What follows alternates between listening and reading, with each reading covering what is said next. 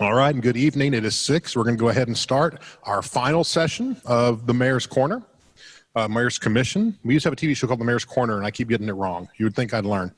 So welcome. I know that we have some people still coming in, be a little bit late, and that's okay. We'll continue with the program, and they can join us as they arrive. I understand we might be having some audio issues with our online connection, that they can hear us and we cannot hear them. And we are trying to get that fixed, but just so you know, if you want to speak and we don't respond, it's because we can't hear you. So use the text function and we'll watch that while we keep trying to fix that audio issue. So with that, we've got actually 3 items on the agenda this evening. And the first is a little bit of a surprise for you. I didn't put it in the email today. We now know for sure we're going to do it. And I'm going to let Police Chief Deaver introduce our first subject. Welcome back this evening. So I wanted Elizabeth May, she's our Civilian Services Manager. She's going to talk to you a little bit about what we've been doing on the back end with our transparency page to make it a lot more user-friendly, a lot more information that we can provide out to the public. This is not live yet, but we're hoping to have it live in about a month or so. And if you've seen our current transparency page and this one, you'll recognize a big difference. So I'll turn it over to Elizabeth. Thank you, Chief. Good evening. As Chief Deaver was saying, I have been working on our transparency page, kind of just making it a little more clean, a little more updated, a little more information for you. So I'd just like to highlight the sections that we have created here for you, and stop me with any questions about the layout or anything like that. So this first section here is a message from the chief, basically our purpose for this page. It includes on the right side one of the YouTube videos discussing this topic with the chief. As we scroll down the next section, we planned to include information about crime conditions. So in this section, we've embedded the city's metrics.cityoflouisville.com page. That is available for you to look at. It includes much more information than just police department information. You do have the ability to interact with it from the transparency page, but we've also included the links in the paragraph at the top to the main metrics page, as well as the police department section. Our next section on the page is a community crime map. So we work with a company called LexisNexis, similar to a lot of our neighboring cities. For example, Flower Mound, Carrollton, I think Coppell is also involved. We share all of our crime data with this company, and they publish a page, an interactive map. It has on the left side a lot of filters, and well, let me hit continue here.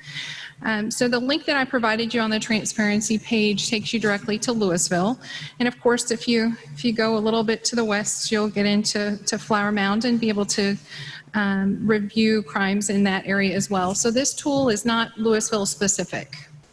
And again, on the left, you can search by an address, create a buffer around your neighborhood, select a specific type of crime. So if you're interested in property crimes in your neighborhood, you can search that here.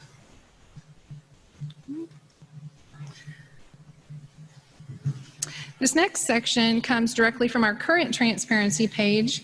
It includes links to a lot of documents and reports that we've provided to you. For example, our general orders manual, the police department's general orders manual, some frequently asked questions, our response to resistance incidents, that kind of information. So it's not anything new, it's just a different way to provide that information to you. The next section talks about response to resistance, or sometimes you hear it called use of force. We'll go into that a little bit further because that's a topic that we want to share a lot of data with you about. Did mine? There we go. I sounded quieter. Okay, sorry. So the response to resistance section is one that, as I said, we wanted to share a little bit more information with you. So we've actually made that into its own page. So we'll circle back to response to resistance. The next section, we wanted to share some information about the diversity of our employees. This first graph here shows the race and ethnicity of City of Louisville residents compared to Louisville Police Department employees. And as the Chief said, this is not a finalized website. I'm still working on the charts and graphs and things like that to make it look integrated and more useful. They are interactive maps, so if you do hover over the graphs and charts, you can see the pop-out windows that give you a little more information. This second part of that section includes a breakdown of supervision in Louisville PD by race and ethnicity. So we have our first line supervision, mid-level supervision, command staff, as well as a breakdown by male-female. The next section is what we're doing here. So we added a little bit of a narrative about the Mayor's Commission and what this program, the purpose of it is, and a link to more information where you can reach more expansive details on the city's website. So that's what this more information button will do for you. Next section is basically how do we do. We wanted to give you an easy way to provide compliments as well as complaints. So we provided those buttons for you at the bottom there. And once you click on the button, it launches a new page and informs you how to complete that task. The final section on this page is the Ask the Chief section. I'm sure not a lot of this information is new to you, but we do have a new website that allows you to email the chief directly, and that's provided here at the bottom. Okay. Circling back to response to resistance. So when you click this Explore button, it does take you to a new page, and that page is right here. So this first section describes a little bit about what response to resistance is and what we're providing you. So it's just an introductory section. This next section, we envision providing you live data. It is not currently live. These are static values and static charts, pie charts. All of the text that's in bold will come from a live database. So anytime you visit this page, it'll be updated down to the hour probably. So we will look at, or here we have 2019 responses to resistance, but as you can see below, we have a placeholder for that information for 2020. We do envision showing information about the number as well as the types of force used and more information in this section. This next section, we answer the question, what is response to resistance? We included a definition from the International Association of Chiefs of Police, as well as something that Chief Deaver provided. For every contact on every shift, officers must quickly assess each incident and determine whether force is needed, and if so, which technique or weapon will bring the incident under control in a safe manner. And in this section on this chart, we envision showing you total number of incidents. As you can see on the right there, that's the section color-coded in black. And we want to visually show you how it compares to the total number of incidents that result in serious injury or fatality. And I'm trying to find a better way to relay this information to you. We haven't had any serious injury or fatality over the last 4 years, and it's not really obvious in this chart. It kind of looks just incomplete. So again, we're still working on the visualization of a lot of this data, but that's what we envision this section to include. Similarly, this one is answering the question, how often is force used? And again, the numbers that you see in bold here will tie back to our databases and include live data. They don't currently, so we have some hash mark placeholders for the 2020 values, but those will, as we go on developing the page, those will be added. And this chart, I think, is an interesting one. It shows you in the context of police activity what type of incidents or how many incidents result in uses of force. So that first section, that top section of your chart shows the total number of calls for service. That second one, of those calls for service, how many incidents resulted in arrests. And then that third section, you can't really see it. You can, if you hover over it, you get a pop out. There we go. So it'll show you how many uses of force were then associated with those incidents. Moving down in the chart will show serious injury and fatality. And again, since we don't have those, there's not a bar there. Next section talks about when force is authorized. We envision this to include a couple pie charts, possibly 3. We have a picture there just as a placeholder. We envision showing you the type of calls that resulted in force. So was it a traffic stop? Was it a disturbance? What kind of call was the officer called to where that force occurred? The second one, the type of resistance the subject displayed. So was that person combative? Were they evading arrest? Did they have a weapon? That kind of thing. And then again, the type of force used, some sort of analysis to correlate that to use of force there. In the last few sections are very, very early stages of development. We want to provide you information about race of individuals that force was used on, as well as kind of in-depth information about both the subject and the officer. So these images here are a tool that we have access to called an ESRI database or dashboard, an ESRI dashboard. They are very useful in that they provide inherent filters. So for example, I know you can't see it very well on this image, but at the top, there are drop downs. So I envision if you want to search how many Hispanic females where they were tased, the ages of 18 to 30. You can limit the data that we're providing you to those specific criteria and kind of figure out what interests you, what information you're trying to get from the data that we're providing. So since I don't have that dashboard available currently, I did want to show you one of the dashboards that we do have available. This one is just happens to be code enforcement. There are filters over here on the left. We can interact with this, pick an address, and then all of the corresponding metrics and charts then change according to what you have selected. There is another one, also code enforcement. These just are the most colorful that I found, to be honest with you. So you can add charts and graphs as well as maps and what we call key performance indicators, just the standalone numbers.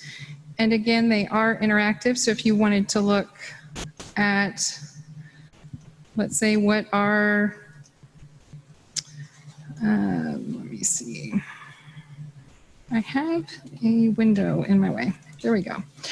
So on the right here, you have a list of the top 10 oldest open violations. If you select this one, it zooms into the map and gives you additional information. So that's kind of how we envisioned providing you this information, just giving you all of the information and allowing you to search and filter what interests you. The final section, actually, I guess that is the final section. So that is where we're at currently on redeveloping the transparency page for the police department. And as Chief did say, we are shooting for about four to 6 weeks for launch. Still working on all of that information. So basically what we wanted to do was share with the public all the information that we shared with you all. A lot of the information you saw is what I presented back in week 3 or 4 of this. But that information was important, so we wanted to push it out to you all as well. We wanted it to be interactive and we wanted it to be real time. So I think we'll be able to achieve that. The real time is real important, as well as the functionality of being able to drill down into those different areas. So with that, we just wanted to give you a sneak peek of it, and we'll get it up and running as soon as we can.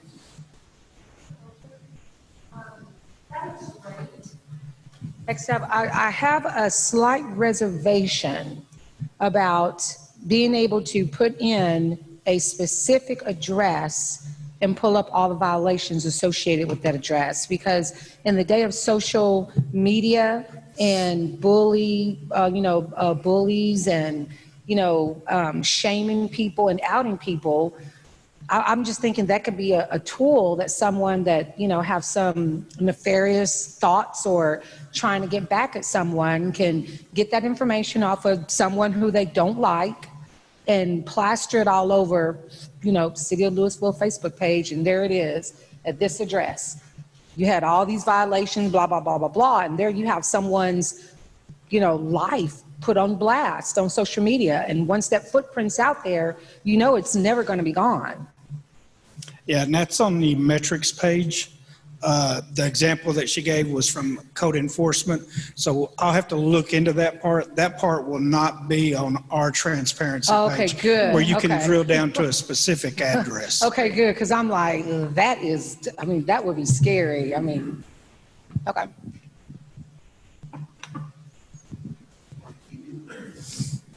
You had a previous slide that showed the breakdown with some racial information in it. Can you go back to that slide? Is it possible?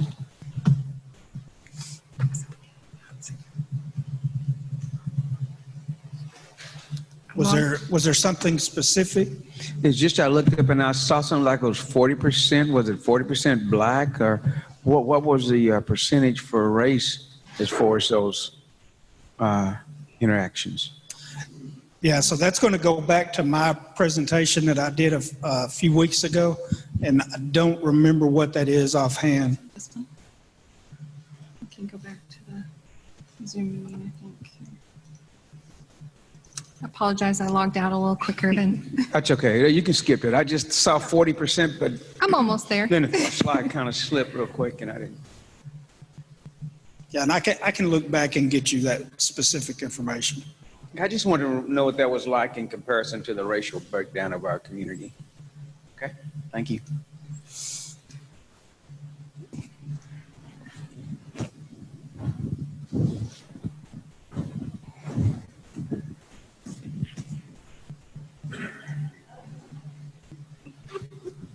Thank you. Quick question.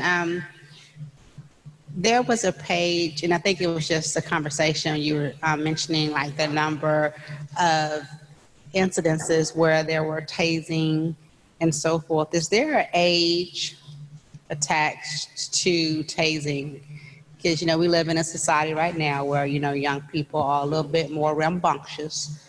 So is there an age limit, or if it's a 15-year-old, do you tase them, or do they have to be a certain, I know you may not know all that information if you're interacting with them, but what's the safety ramifications with that? Yeah, Since you mentioned tasing, it just kind of sparked the question. Yeah, our policy is general, so it says generally you will not use a taser on a minor or a pregnant person or things like that. So they speak in generalities because you never know. You may have a 14-year-old that's 300 pounds and 6'4". Right. Is this the graphic that you were looking for?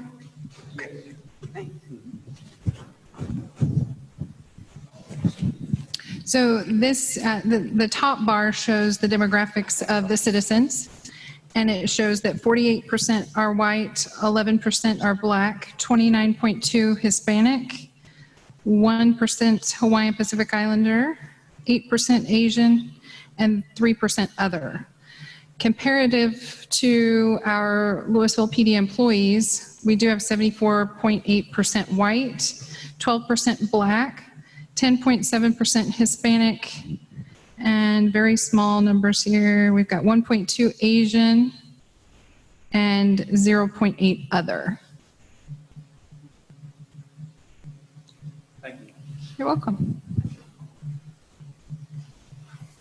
All right. I think we'll turn it over to James. All right. Thank you, Elizabeth. Thank you, Kevin. So the next item on the agenda is going over the 8 new recommendations. My mic just went dead, I can tell. Oh, it's back. Going through the 8 recommendations that are new in the Mayor's Commission final report.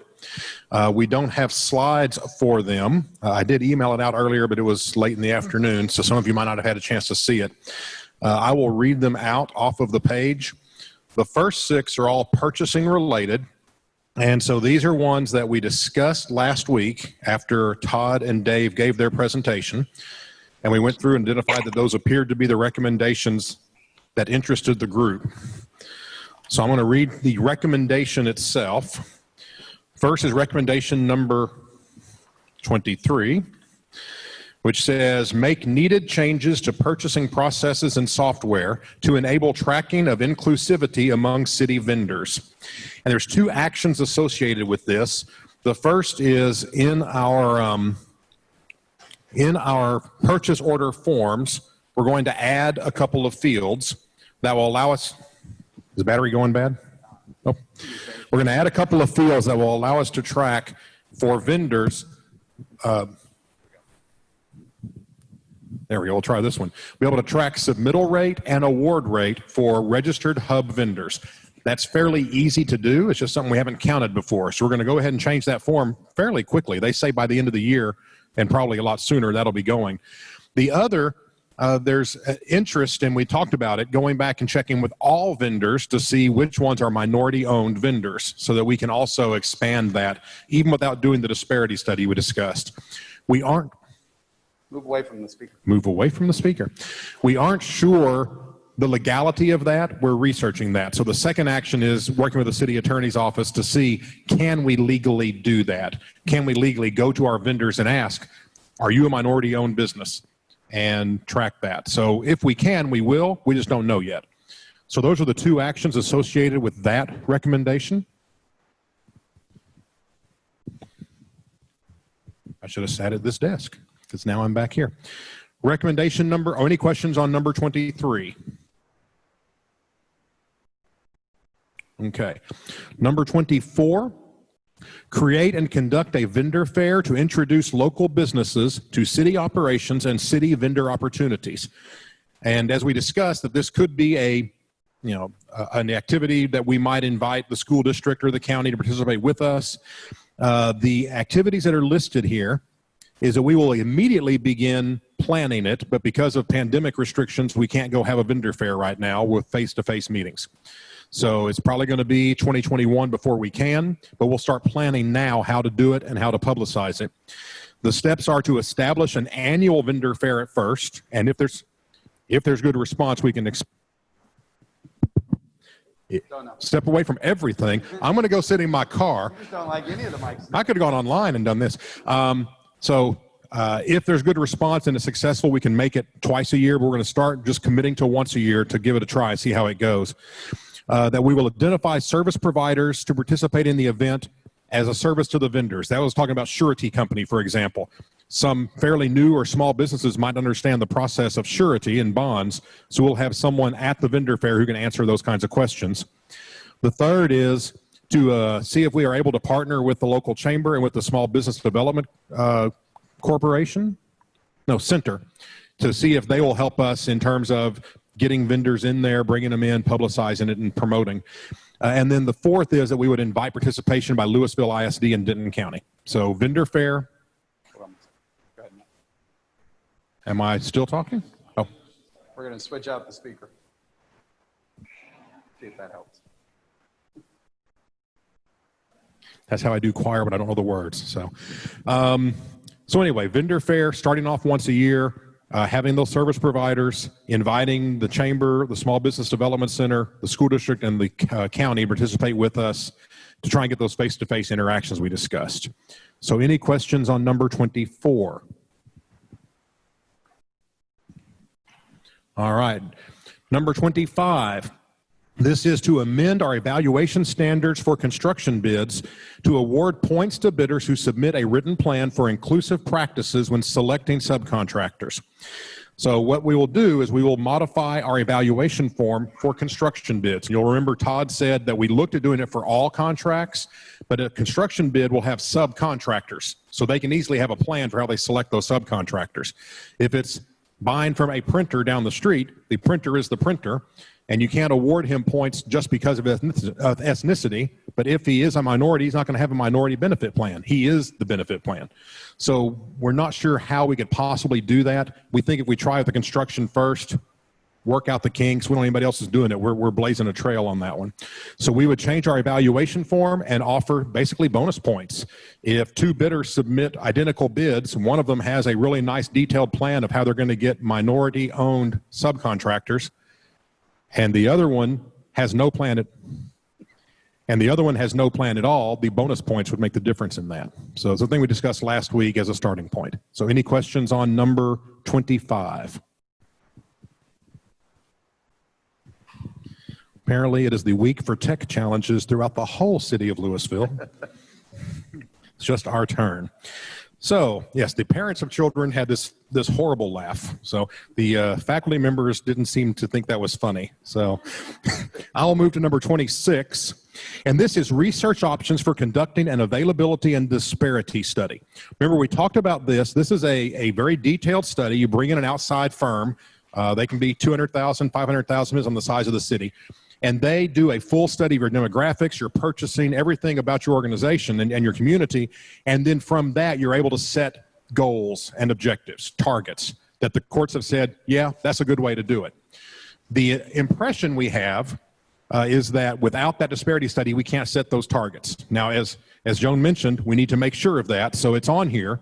The fourth bullet is work with the city attorney's office to research that and see, are there options we can do without one?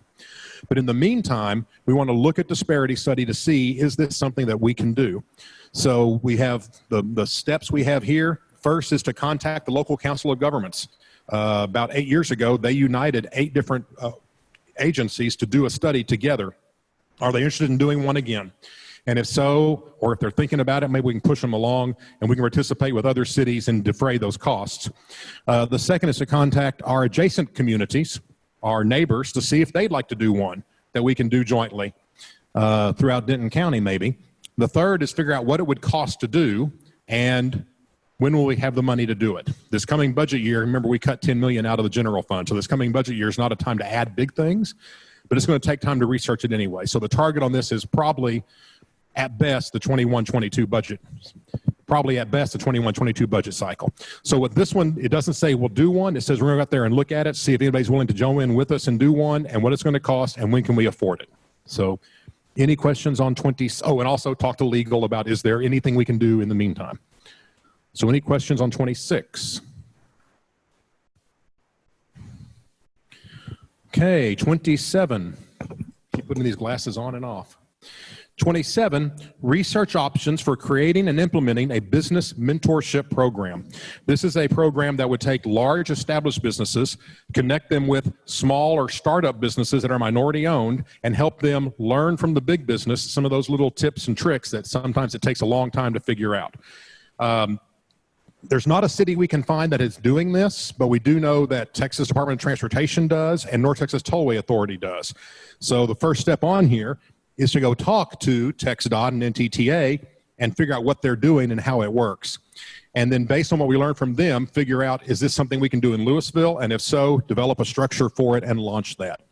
Again, we would try to partner with local chambers, in this case, multiple chambers, and the Small Business Development Center to try and expand the reach on that.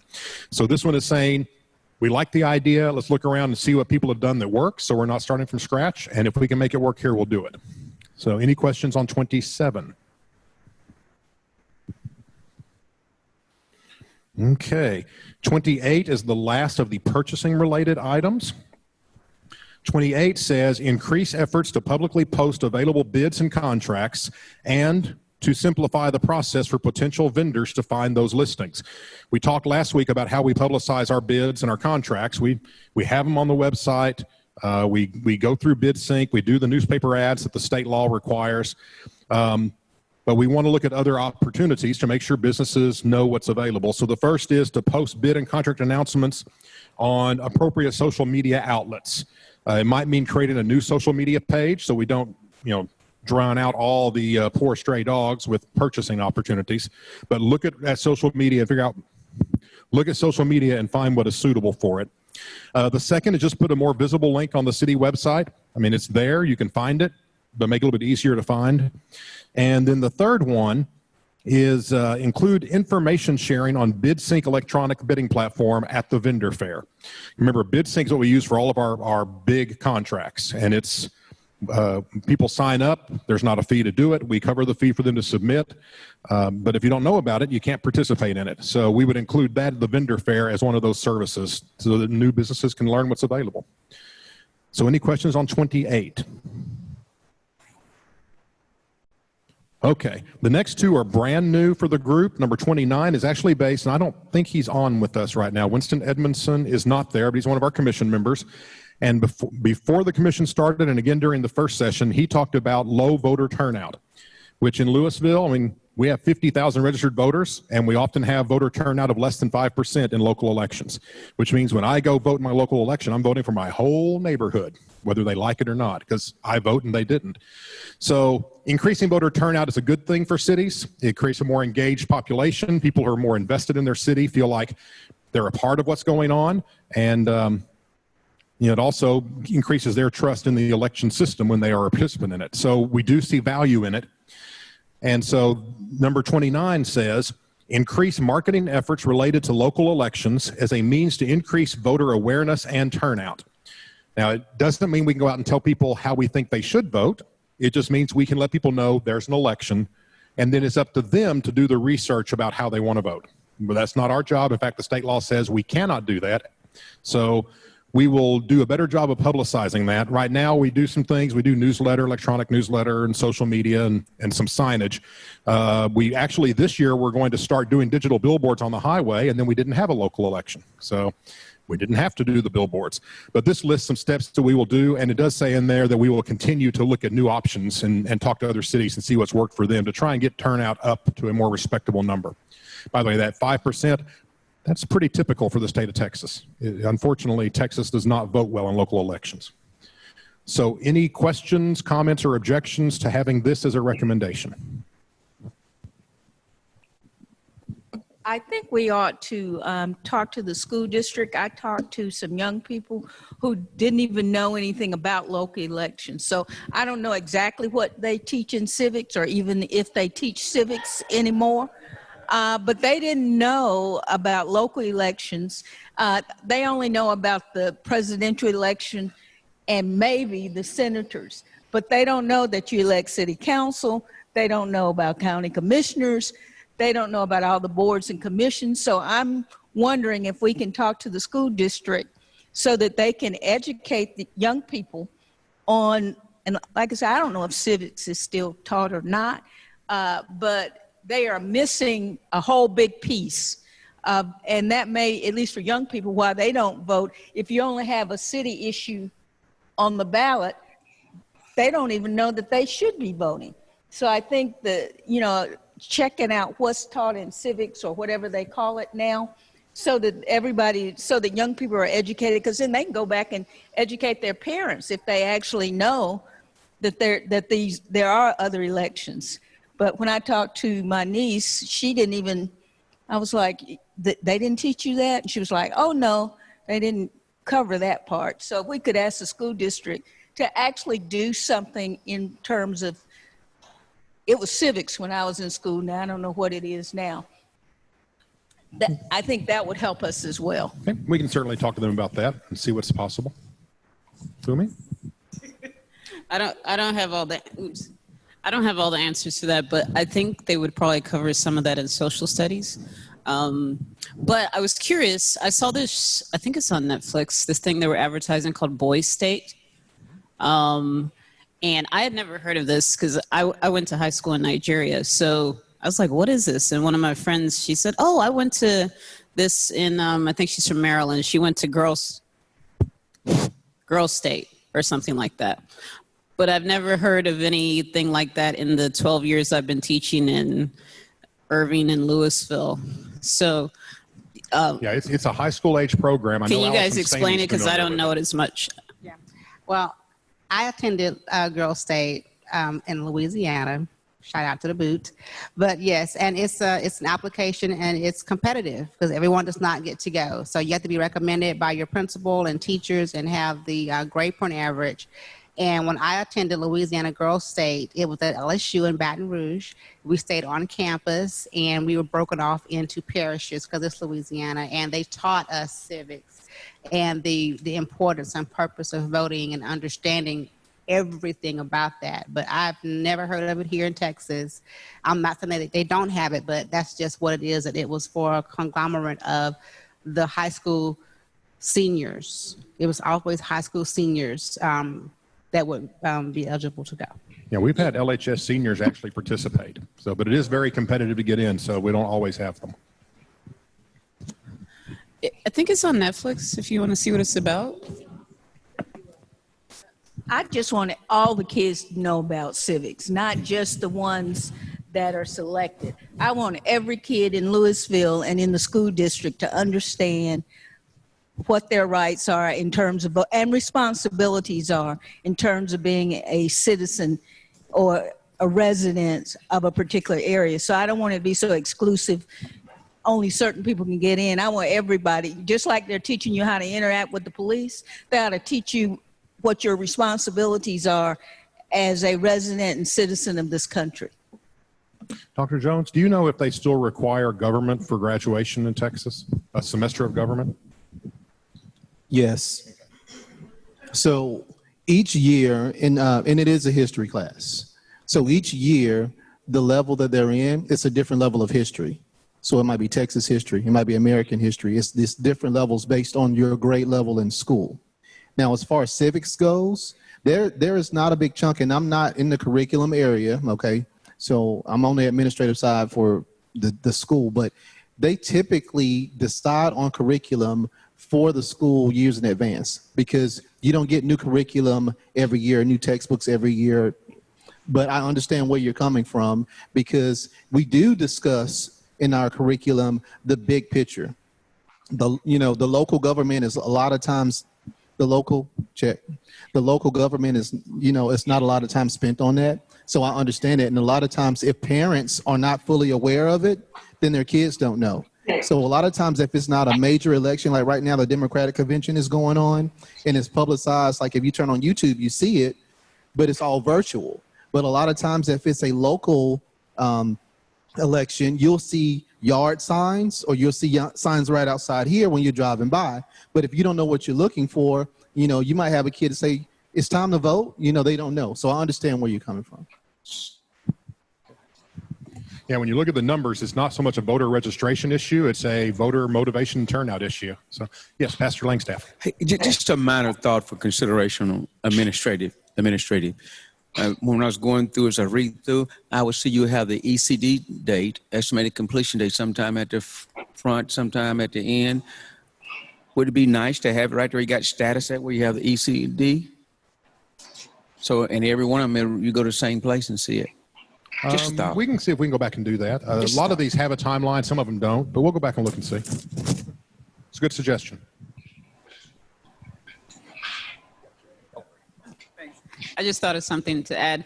I don't know how much we can affect curriculum, but there's other ways to get knowledge to students, such as having speakers come into the school and having programs, kind of like the program that shows how to interact with police.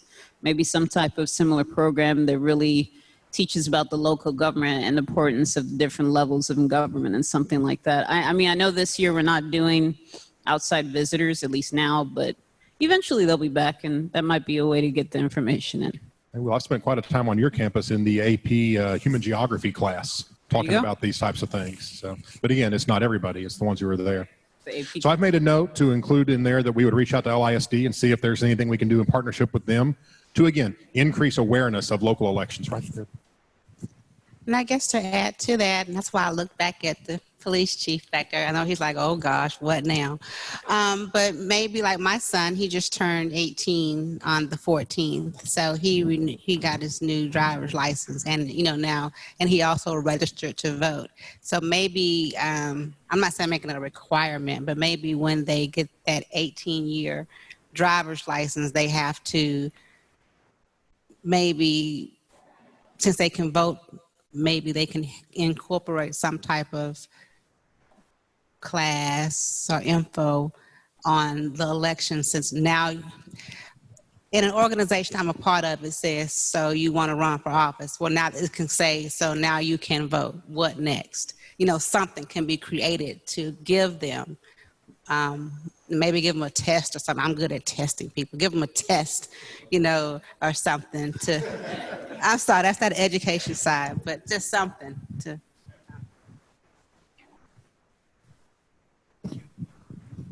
Okay, any other comments or suggestions on 29? We okay with having that as a recommendation in the report? Okay. And then number 30. Number 30 is entirely staff-driven. Actually came from people in my department. And this is talking about, okay, it's great that we're doing a lot of stuff internally, but there's a lot of people outside that also need to be having these conversations. And we do have a speaker series at the MCL grant. In fact, our next speaker in October will be Sandra Brown. So although we've had a couple speakers we had to push out because of, well, COVID, but we will have speakers again. So the concept here is to expand on that and be very deliberate about our topic. So it says, create and implement a new speaker series addressing issues related to cultural history, inclusion, diversity, and racial equity. So just like we bring in national influencers now to talk about a variety of topics like leadership or entrepreneurship and so forth, we would identify national influencers to talk on these topics and either have a second series just for that or incorporate those speakers into our main series, depends on how the schedule works out. And ideally, it says in here we would reach out. If it doesn't, I'll add it. I meant to have it.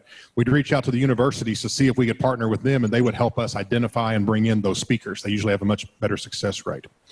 So this would take the conversation out to the broader community. Any thoughts, comments, or questions on number 30? Any objections to having this as a recommendation in the report? Okay, so that is all 30 recommendations. I shared it by email, and in case you missed it, we did make one, on the 22 that we discussed last week, we made one substance change, and it's the one talking about internal promotions. We added a line that very clearly stated, like we discussed during the conversation last week, that for a job to be posted internally, it must be approved in advance by the city manager. And there's a process in there. The director will submit a written request of why this fits these criteria, why this is the best move for the city. And then the city manager will look at it and based on those criteria, either say yes or no. So it makes it a little bit more difficult. In fact, you might have noticed in the job listings I sent out to you last week, sent to the whole group, there was a header for internal only or inside only, and there was no jobs under that. It doesn't happen that often. It'll happen less often if there's that accountability in there. So we did make that addition based on your suggestions from last week. Other than that, these are the 30 recommendations that we have pulled from listening to your conversations and suggestions over the past 6 weeks. Any other thoughts or questions about those 30?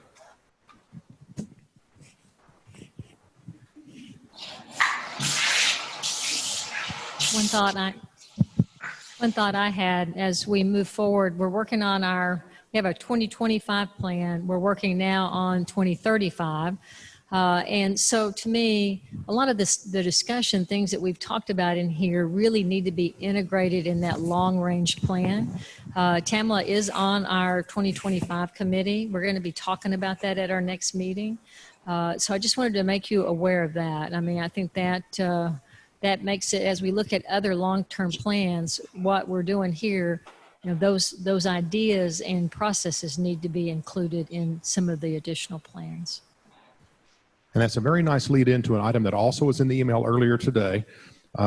We are looking at other plans as they're being developed and trying to include these elements. And one plan that's been in process for a number of months and is close to being finalized is our citywide sustainability plan, which has a section in it on equity of various types. And so the sustainability manager who's been working on that plan very diligently is now taking our content and trying to incorporate the spirit and intent into her plan. And she has expressed an interest in having a few people in this group look at it and provide their feedback. I already heard back from Dr. Petaway. I already heard back from Joan. So if you're interested in doing that, I see Jocelyn's hand up. Just let me know either before you leave or email me, and I will get your contact information to Mindy. Mindy White? Correct. Okay, Mindy White. And then she'll reach out to you. It might not be immediately, but in the short term, she'll reach out to you and make those arrangements. So, because now that we got you in the room, we're going to try and keep using you because we need help with a lot of things, especially reading reports. Yes, Jackie. Microphone's on the way. When I saw the email and about the sustainability, what else does that committee work on? What is sustainability? I wasn't sure what all that encompasses.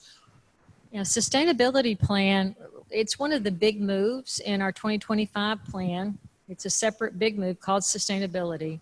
And when we started, it was really very, very focused on energy, those type of things, water, electric, and making the city more efficient in our use of natural resources.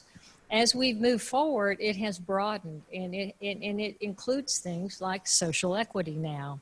And so we actually hired a consultant that came in about a year ago, and we've been working hand in hand with that consultant. So it's much broader. We can actually send you a chart. There's like, I believe there's at least 7 different categories now under sustainability. But when you think about it, it's making your city more sustainable in all ways, from a financial perspective, from economic development, from financial, from water conservation, electric. It's very broad when you think about the term sustainability. So we can get some additional information out to you, but we would love to have your additional input on that. Does that answer your question, Jackie? Okay. So with that, we have one topic left. I'm assuming at this point we're good with these 30, so I'll make the minor changes you gave me. This report will be presented to City Council on Monday, September the 14th. There will be a workshop. It'll be online. We are just doing our meetings online as long as the governor allows that. And don't know the start time yet. It's usually 6:30, but we don't know yet until we get a little bit closer. But I'll let you know when it is. We'll post it. I would invite you, if you want, to pop in online and watch that presentation. That'll probably be the first thing we do. Usually the workshop is. And we will present to the council these 30 recommendations with your endorsement and asking them to take action on them, to endorse it as well. I will tell you that the council members have been watching the videos, so they are aware of what's coming, and they've been very supportive, very positive. So on the 14th, we'll take this to council, and I'll shoot you an email to remind you of that as we get closer to it, and we'll know the start time by then. Oh, I'm sorry, I did not. So at the end, we had 2 items on there. There were 2 items that were suggested in the group that we researched every suggestion that we heard. There were 2 that we looked at that we were not able to include in the report. I put them at the last page of the report just to document that, so that we recognize this was brought up and people 5 years from now say, oh yeah, it was discussed. The first was Penny Mallett brought this up, the idea of requiring that all police officers and firefighters live in Louisville. She even said give them, I think, 5 years grandfather. If they don't live, they have 5 years to move here. And her thought was, if you live in the city, you feel more protective and more connected to it, which there's some sense to that, obviously. State law says we can't do it. State of Texas says that a city cannot make residency a requirement for employment, except for certain appointed department director positions. So the city council can say, for example, city manager, city attorney must live in the city. The council cannot say, I have to live in the city, because they don't appoint me in my position. So we cannot do that. I will tell you that citywide, we usually have about 1/4 of our employees that are Louisville residents, and then about another 10 to 20% that used to be, but have now moved in a neighboring city. So we've got good representation, but we can't require it. Yes. To file and run for office, you must live in the city. In fact, you have to live for, is it a year or 6 months? 6 months. 6 months. You have to live in the city for 6 months. I believe you have to be a registered voter. You used to be in there, and you can't owe us any tax money. And if you can meet those standards, then you can run for office. And if a council member lives in the city, after they're elected, they move out of the city, they have to leave their office. They cannot leave the city and still serve as a council member. And then, oh, sorry. So I guess I understand it, but it concerns me only because when I look at the people that are part of your management team now, a lot of you live in Louisville. As people are starting to come into the area, they can't afford to live in Louisville. There's going to be a lot of people then that will be working here, but live someplace else. So the matter of concern, I mean, you guys are out, when I see you guys at different things or whatever, you know, in the city, you guys care because you live here. I just wonder how we keep that up, that care, if people aren't living here. Some of that, I think, comes from our culture. If you look at our culture, I mean, that's really the basic tenet that we're here to serve the residents of Louisville. And by that, you're required. You do care. And so we build that into our culture, and that's part of our training and development program. Okay, but you look at the empathy or the lack of empathy that's, you know, that's all around now. I know it's nothing you guys can do. It's just something that concerns me. I understand. We will certainly take that into account, but I do believe our employees care, and you see it in so many ways. I can tell you stories about our firefighters, and there's this one gentleman I remember had a heart attack, and they went to his house. They picked him up, took him to the hospital. When he had the heart attack, he was out actually laying grass in his front yard. Our firefighters went back and finished that for him. That's caring, you know, and that's the culture, and that's what's expected. Now, how about the recreation workers and at Thrive? Are they going to be city required to be residents? They can't be required. Now, we did send out to everybody the current demographic breakdown, and it's a pretty diverse group over there, both the overall group and the supervisor group. We can't require them to live here. The part-timers largely will, just because it's part-time and usually don't travel very far for a part-time position. I'll tell you, before I came to Louisville, I worked in Southlake, and Southlake has a much higher demographic breakdown than Louisville. I think we had 3 of our 250 employees who lived in the city, and that's because they grew up there and they still lived on farm-like property that had not yet been developed. City manager was not required to live in the city because couldn't pay the city manager enough to do it. So in our case, we have about 25%. It's a pretty good percentage. Dallas, last time I looked, was lower than that. And then the second, oh, is that another hand? I'm sorry. To be honest with you, I thought police and firefighters were mandated to stay here. I thought so, but No. that they weren't. No, Okay. they are not. Okay. I mean, I will tell you, if that was a requirement, it would make recruitment very, very difficult. Really? Yeah, I thought it was. But just to piggyback off what you said about, I think it comes down to that individual person, because I remember when the hose on my washing machine busted and my whole downstairs area flooded, and I have wood all downstairs, and I'm just in tears. So I just called 911. I didn't know what else to do. My husband wasn't there. And the Louisville Fire Department came. It was like 10 of them. They had in that little Ghostbuster little thing. They sucked up all the water out of my house, moved the furniture out, and that saved me like $3,500 in not having to have that water restoration. So I just think it goes back to the individual. I don't think living here would really make them feel less connected, because I'm sure, I mean, they didn't have to do that. All they had, they really didn't have to come out, but they did that. So to show my gratitude, I made them a black-eyed pea casserole. That's what they're counting on. Huh? That's what they're counting on. Yeah, they will serve for food. So much of it comes down to hiring people of good character and goodwill, which is the same thing you see, whether it's a police issue or a citywide issue. Hiring people of good character and goodwill is where it starts. And overall, I think we've done a good job of that. I'm kind of selfish since she hired me, but there's other areas, obviously, where we want to improve. Yeah, I think Tamala said it the first night. It's the heart, right? So the second item that was brought up that we put in the back as not able to move forward as it was presented was to eliminate internal promotions, make all promotions go outside. Of course, we have a recommendation in there that really tightens up those internal promotions. But just because of what it does to employee morale, we felt like that would be detrimental to the city services.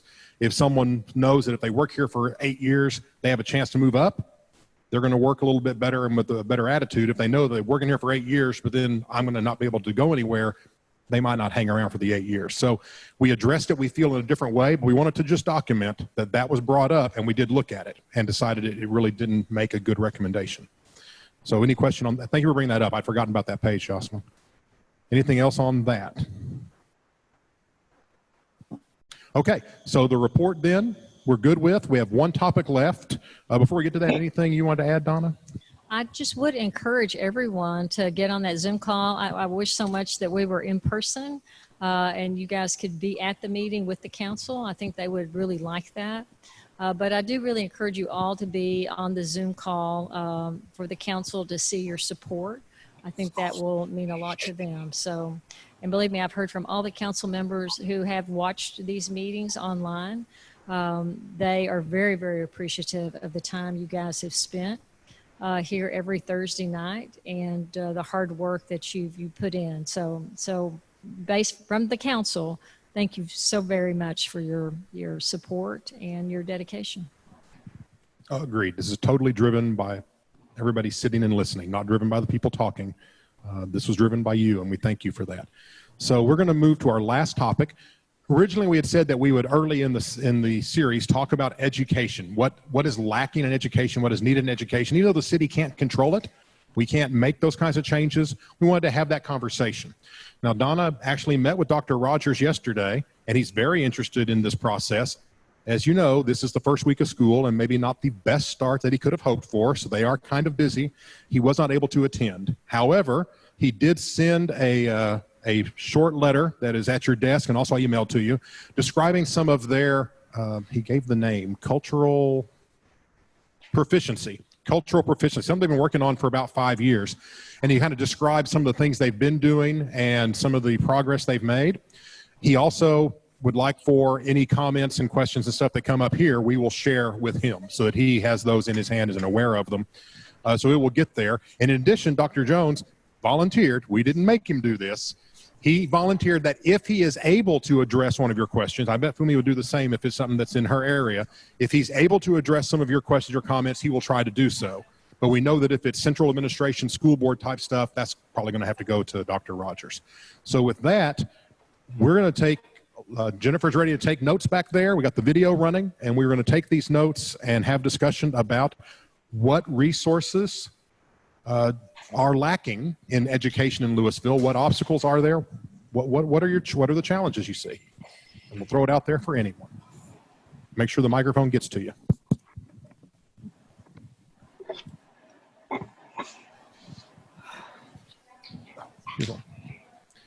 Just talking education, looking at the education system in Louisville in particular. What's lacking? Where are we not hitting the mark? Where are there still challenges? Where are there good things? We don't want to just ignore the good things as well, but what more can be done, especially in the area of racial equity and inclusivity? So I guess I'll start off with a brief introduction. I know I've been in LISD. This is my 3rd year, my 18th year in education. So I've been in several different school districts. I have 2 sons. Both are students in LISD. One is an 8th grader. One is a 3rd grader.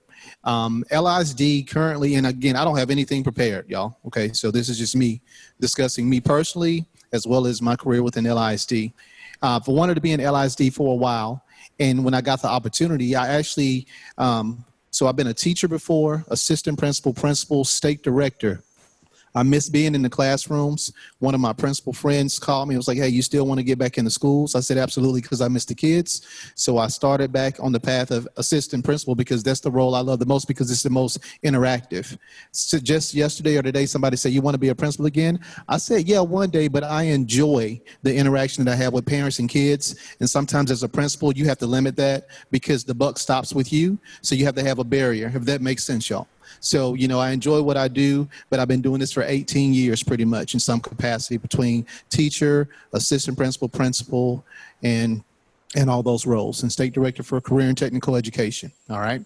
So from my perspective, in LISD, there are 52,000. Do I need to stand up? Okay.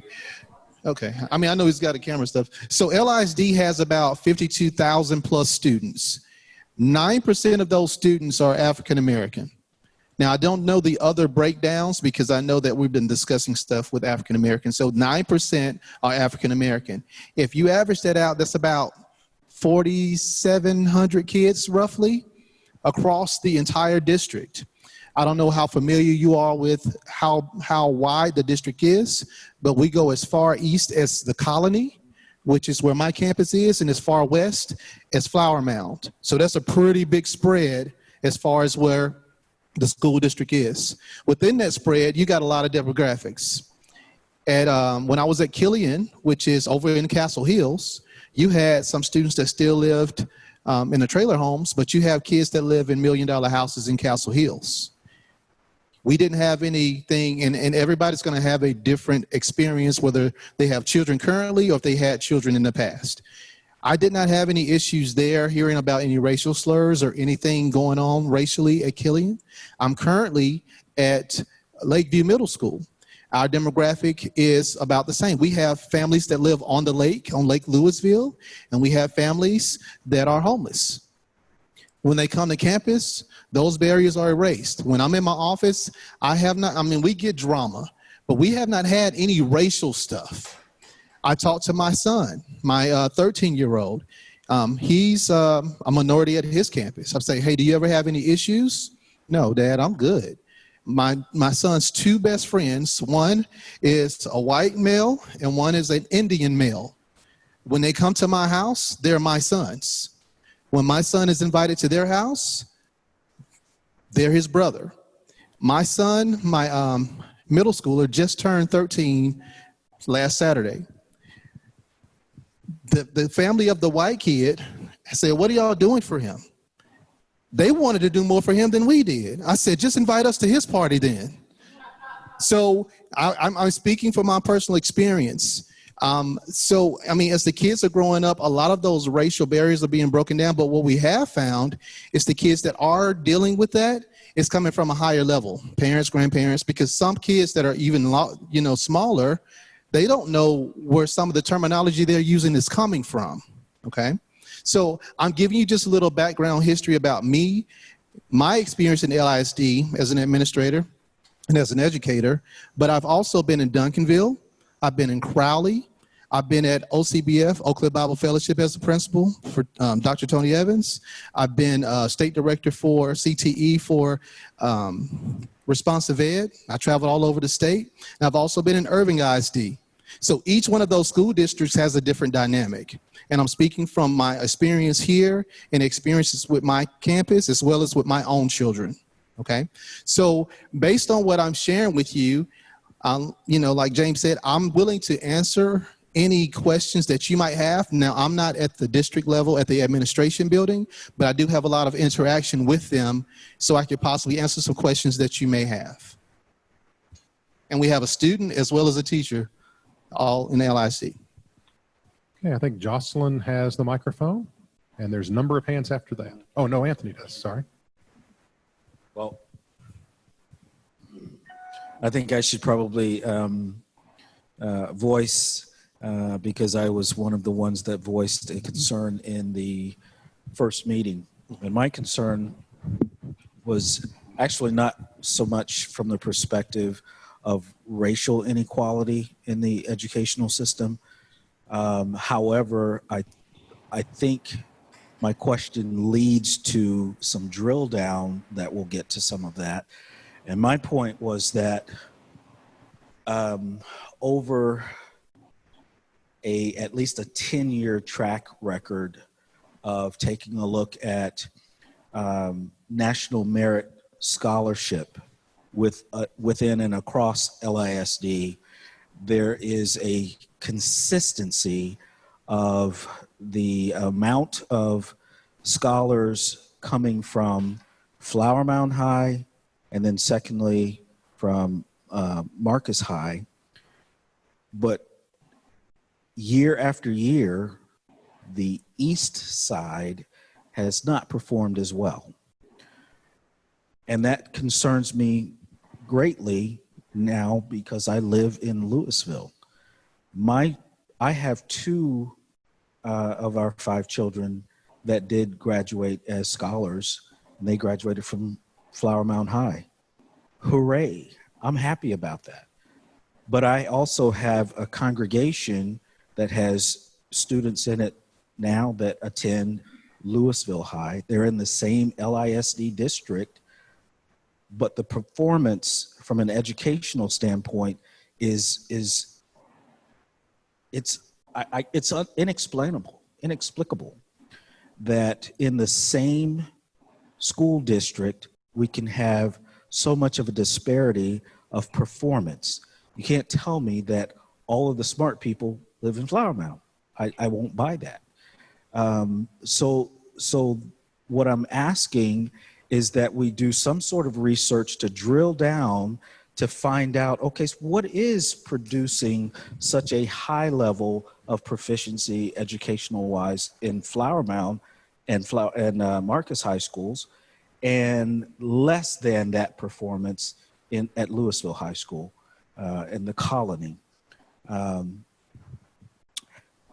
My premise is that if we'll drill down, we'll find some things that we can address, much the way that we've done throughout this commission, and a rising tide floats all boats, okay? So if we find things that can be addressed, maybe we find some things that Flower Mound and Marcus are just doing right, that is rewarding and getting the kinds of results that we see year after year. What is missing on this east side of the district? And so I definitely wanted that stated for the record, and to encourage us to engage in the research that answers those questions. Thank you, Pastor. I do want to ask a question, and I know hands are going up. Are there any current LISD parents right now that have students in the school right now? Besides me, it's okay, 4 people. Any past or prior parents that had kids in LISD?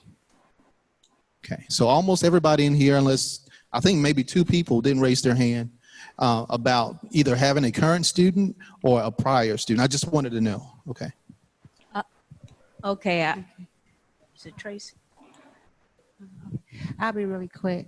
One thing that I will say that is very disturbing for our school district is the lack of diversity amongst leadership. The gatekeepers, those who are making the decisions, those who are down there on the corner of Main and Garden Ridge. There's no representation. We thank God for Ms. Vernell. There wasn't anyone before and has not been anyone after.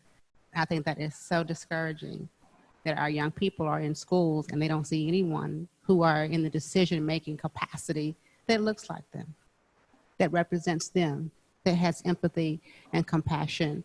As we say in some associations, every child, one voice. That's not the case in our district. I don't want to call a name of a school, but at a school, it's unfortunate that, my children have not had any African-American teachers. And we thank God for Ms. Upshaw being the 9th grade principal at Marcus, but that is it. And that's very discouraging that we don't have. And I know there are educators out there. I know a lot of them. There have been some middle schools that had principals retire, and I've reached out to friends who have experience. And they're like, oh, they're not going to hire me at that school to be the principal. And they were truthful. But what my situation was is I don't think our district knows truly how to deal with racism. And I'm going to tell you why I say that. My daughter attended an event at school. Granted, at the school, it was a masquerade party thing. And a young girl in her grade came to the party in blackface. Now, granted, my daughter was the only black there. That child walked past the chaperones, the teachers, and the principals. Nobody said a word. My daughter knew what that was because she's my child. She's educated on that. She was devastated. She called me and asked me to come get her. I picked her up and I looked at everybody that was there. And when I went back to administration, nothing was done. No suspension, no conference, no apology, nothing.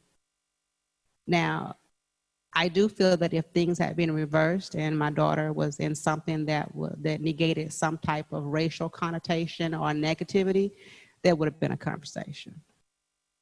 So that was very discouraging. But what I told my daughter at that time is, regardless of what you see, it's not what you do, it's how you respond to it. I say, and you need to understand that people don't know who you are, and it's not your responsibility to educate them. You let them watch and learn who you are. Sometimes you don't have to say a thing.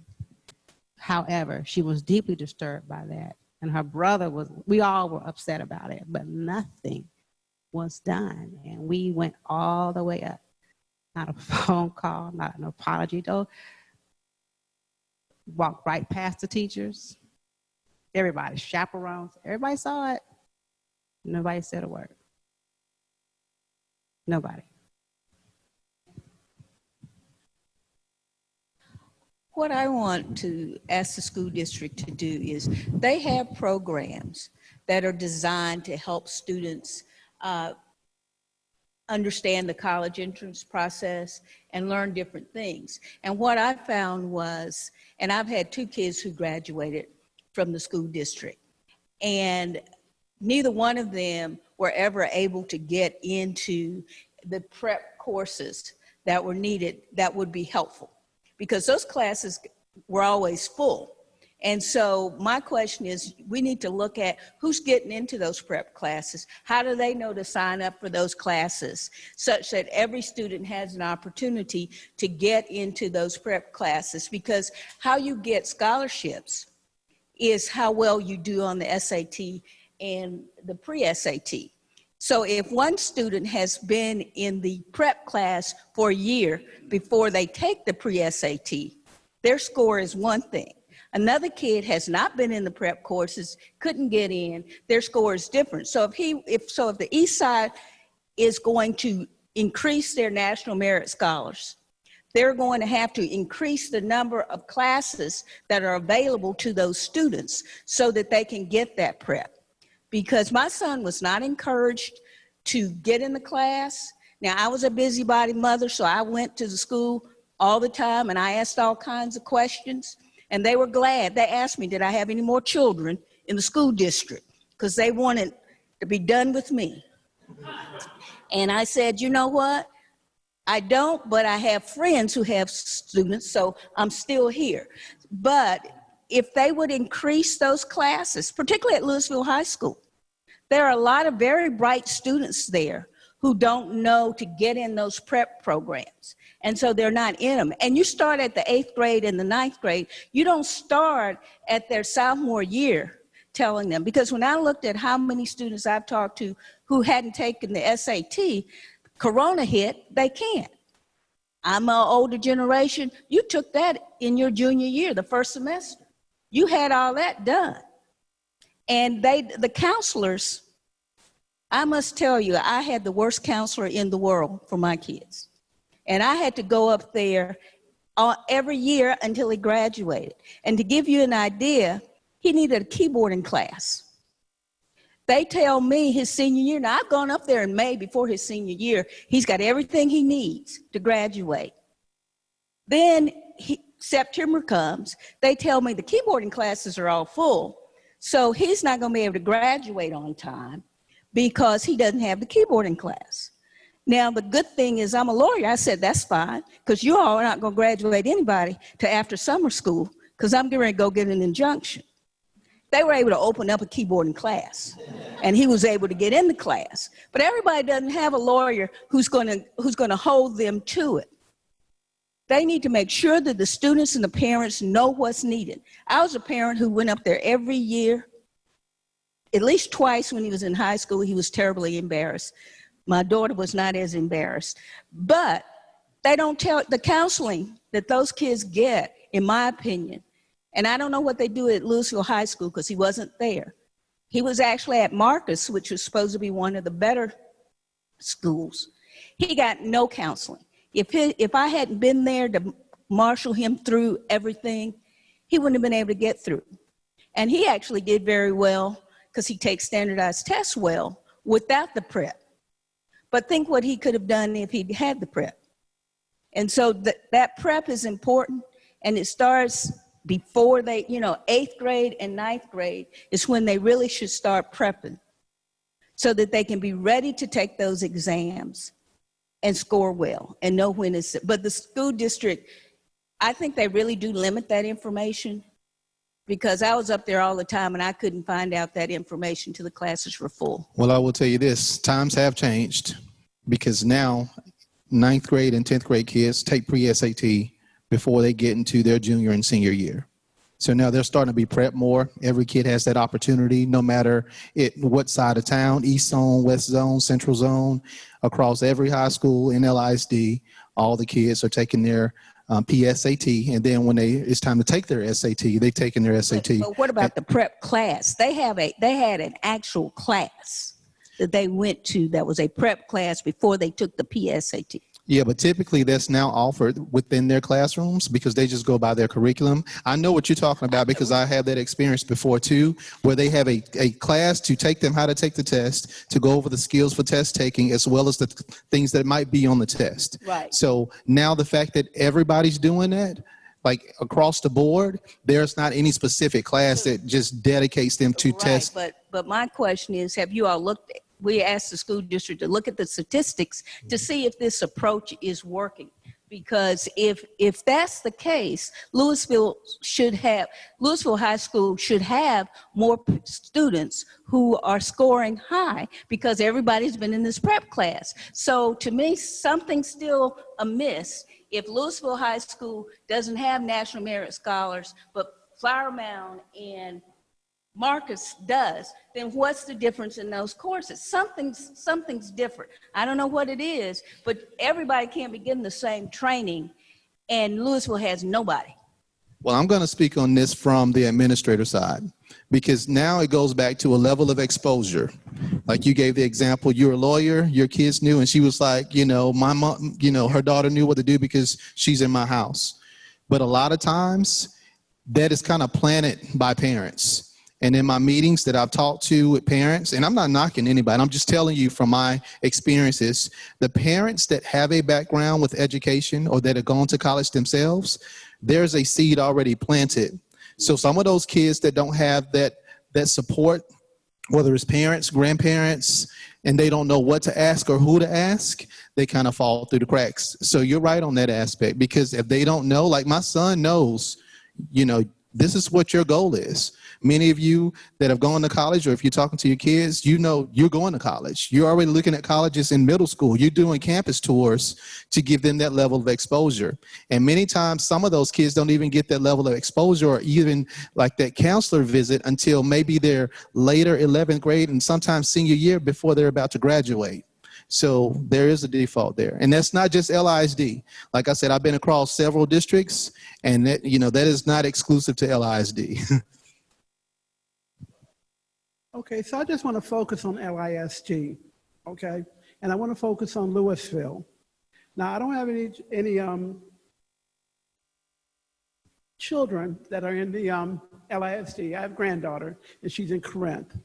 However, with the amount of people that are here in care, I think there's a lot of mentoring that could happen, that we could work out and help. Because again, it's embarrassing to me to hear about how well these kids are doing in Flower Mound versus Louisville, because I do think that this has something to do with citizen awareness and stuff as far as kids knowing about how to vote and how to do those different things. It all kind of goes together. It's how that pulls together. And so what I'm asking you to take back to the board is that, what's the difference? How things are going? Is there anything that we can do to supplement our children? And I could tell you two ways: board meetings and PTA. A lot of the communication in the PTA, and I can tell you some of the schools you've named, if you look at their PTA rosters for parent support, through the roof. If you come to some of those other schools, the PTA support, because now you're in the school getting information, you're on the board for PTA, you're making decisions for the campus. All those things are parental support. So I agree with you. We do have to get the word out. And sometimes just based on what parents' schedules are, you know, before COVID, sometimes it's like pulling teeth trying to get them to come to a meeting. So we try different ways. Let's do an honors program to get them to come in and support their child and to give them information. Let's feed them so they can come so we can get them information. But just to send a pamphlet home or to try to do call outs, sometimes the level of support is different. So yes, if you're at those board meetings and you're at the PTA, and I'm just sharing this with you, so if you're talking in your communities, the more support we could get in to become a voice, it changes the impact of what it looks inside the school. So board meetings and PTA.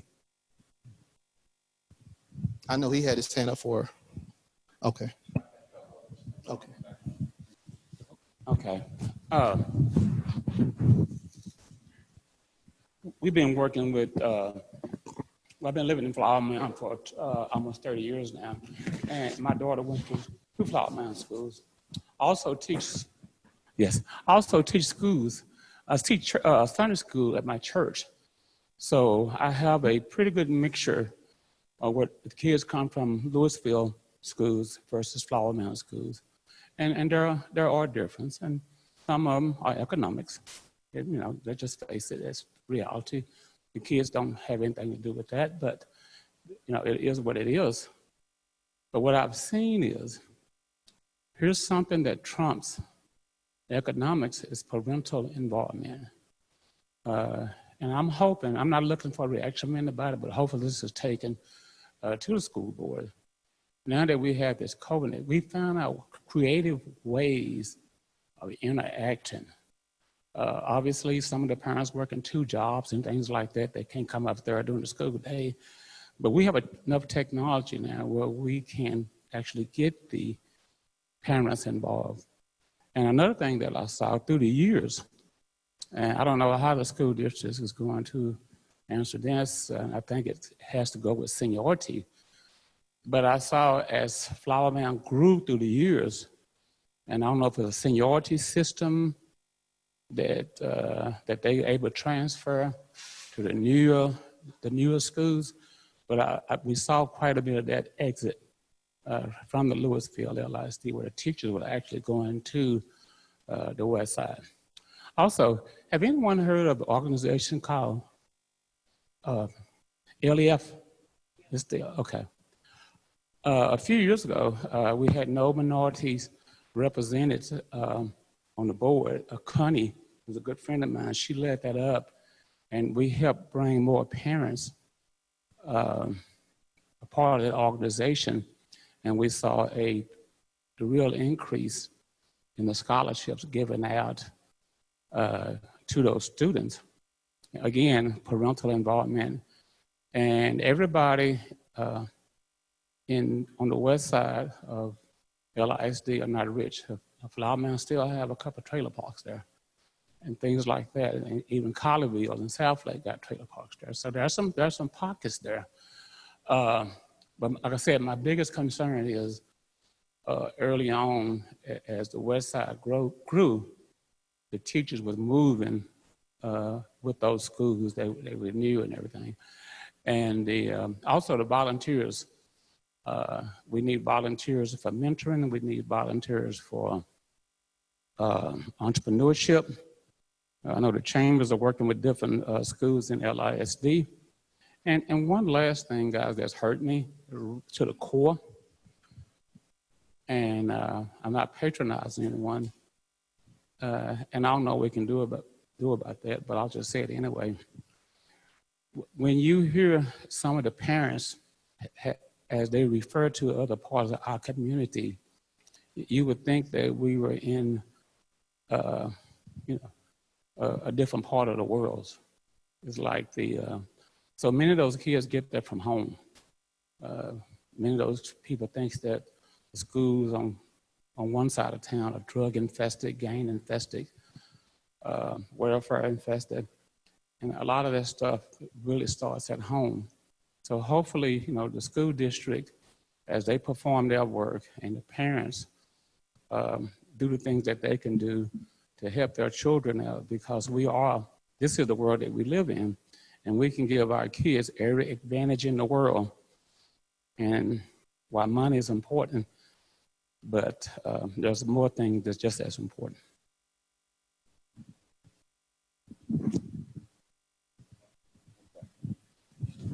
So I just want to piggyback, or at least try to answer your question, Pastor Cox, at least from my opinion. You had made mention about why we're not seeing the merit scholars at LHS. 3 words come to my mind, and that is self-awareness, identity, and imaging. To also piggyback off of what Dr. Pettaway said, there's not a lot of Black teachers at the school. And if you think about it, as a young child or as a Black child, you're going through your history classes. You're going through all these government classes. And if all you ever read about you and your people was that you were slaves. So what type of encouragement or uplifting would you get from that if that's all you ever heard that your people did or were about in school? Probably the vast percentage of the Blacks that's in the district probably go to LHS. It's probably where the demographics are there. We know it's not there at Marcus. We know it's not there at Flower Mound. So with that being said, if you look at Marcus and Flower Mound, their demographics are probably, 1% Black over there, if that much. So what those students are seeing, they're seeing people of authority that look like them. When they're reading and studying history, they're seeing all the great things that their race of people did. And so as a Black student sitting in a classroom, you have no enthusiasm. You're like, what did we do? So from that standpoint, we look to something that's going to give us affirmation or make it feel as though, well, we can excel somewhere. And that's to sports. And the reason why I say that, this past weekend, I was at Walmart, the neighborhood Walmart on 407. And there was a young Black guy, he was working the register. And I asked him, I said, hey, what school? I said, are you in college? He goes, no, I'm my senior year in high school at LHS. And I said, oh, good. I said, so what school are you going to go to? And he was telling me, oh, he's trying to get into this school and everything like that. And I said, well, it's all about academics. Keep working at your grades. This young lady, this older lady comes and she goes, do you play basketball? And I'm like, why even ask him that? I'm talking about academics, something that he can take further with him.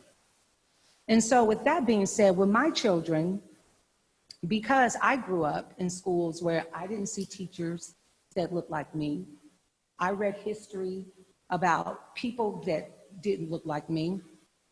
And so therefore, I made it a point, when I went to college, I took African-American studies, and I studied more outside because they were even lax at the collegiate level.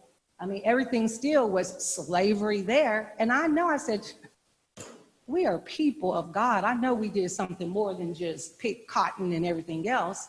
So I took it upon myself to educate myself further about our accomplishments, and I taught my children because I knew they weren't going to get it here in LISD. So every summer, my children had to do a journal, and they had to research 3 Black innovators, and they could not choose Dr. Martin Luther King, and they could not choose Malcolm X. I wanted them to choose other people. That's another thing we need to get away. Those 2 people are not the Black race and the Black culture. So they did that from the time that they could write and read all the way up until their senior year. So when they get married, that book, journal, several of them are going to go with them. So I say that to say this. Our kids are sometimes labeled as mischievous, disruptive in the classroom. That's because they're bored. They're bored because you're hearing everything that you can't even relate to. So we have to, and I know this has nothing to do with LISD. We can't change the textbooks. And because of that, when my daughter was a freshman at LHS North, I was up there, they allowed me to have the African American Club there, and I went there once a month, and it was probably about 5 Black students, a couple of Hispanic kids came in, and I talked about Black history, the Black history that they were not getting in the classroom, and they thoroughly enjoyed it. And so we can't always blame it on economics. My best friend, she lived in sunny South D, and if anybody know about sunny South Dallas, you know, that is not a place for the faint at heart, okay? And she went to one of the magnet schools, and they really enriched those kids with their culture as far as being Black and everything like that. She rose above her lower socioeconomic status to where she went, graduated from UTA, that's where I met her, and now she has a thriving CPA business because she's my CPA for both my businesses.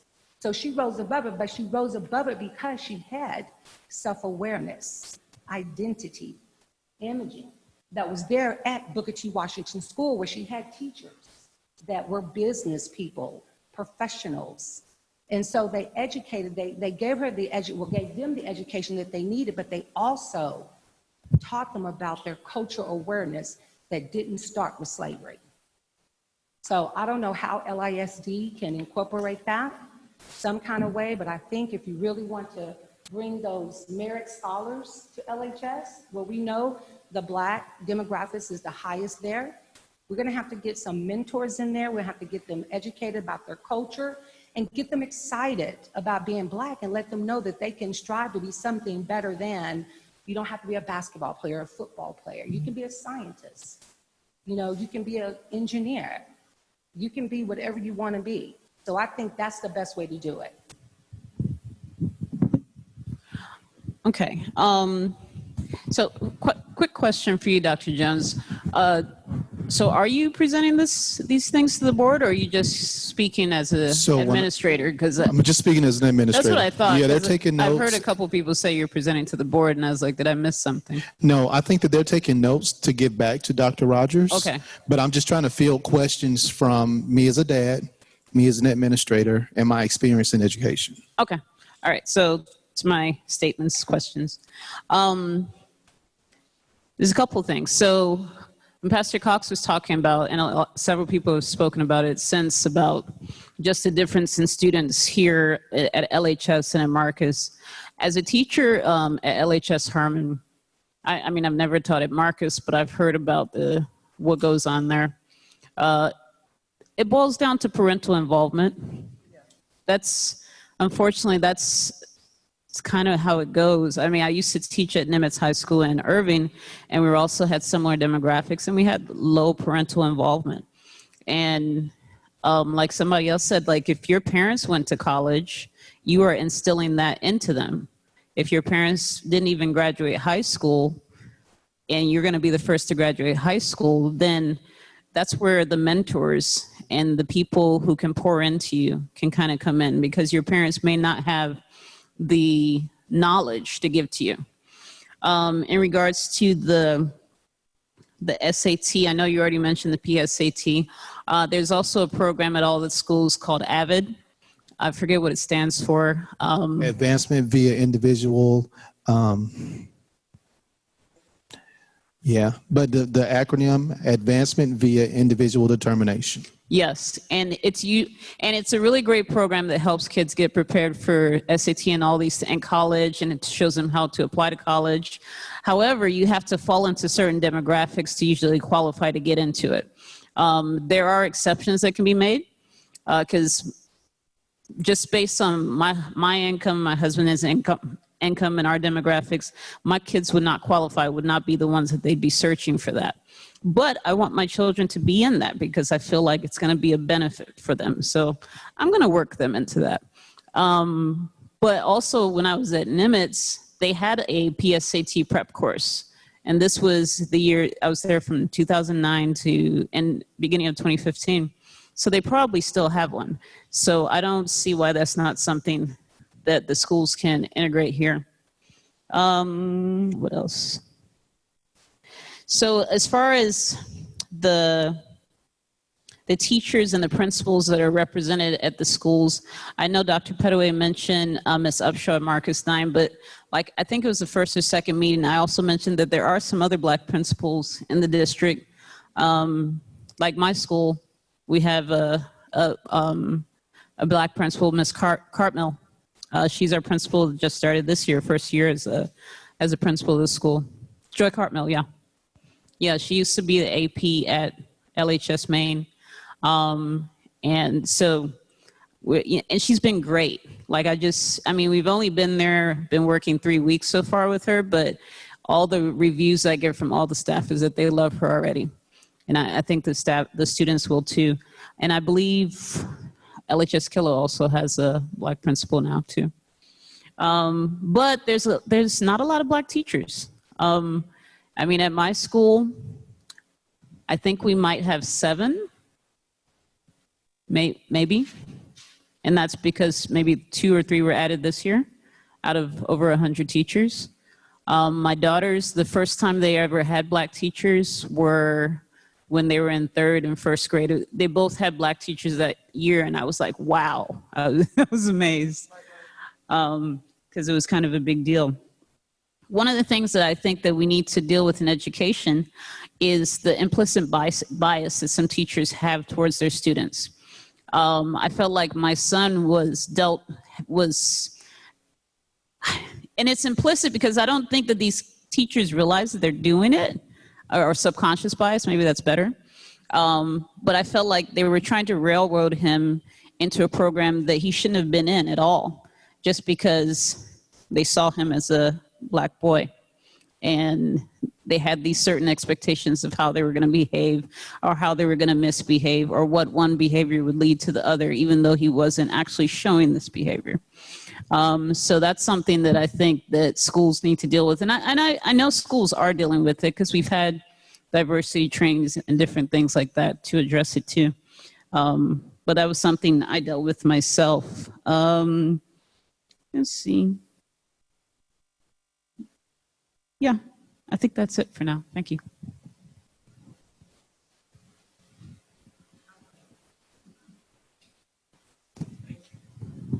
Go ahead.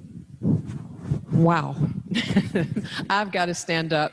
I am an educator. I'm alternatively certified. I left business with a really, really nice career, having an MBA and joining a New York banking firm. I left my banking job because I wanted to do something that was meaningful and fulfilling. So I left a very nice, comfortable salary and became a teacher. And I am so happy I did. Thank you, thank you, thank you, thank you.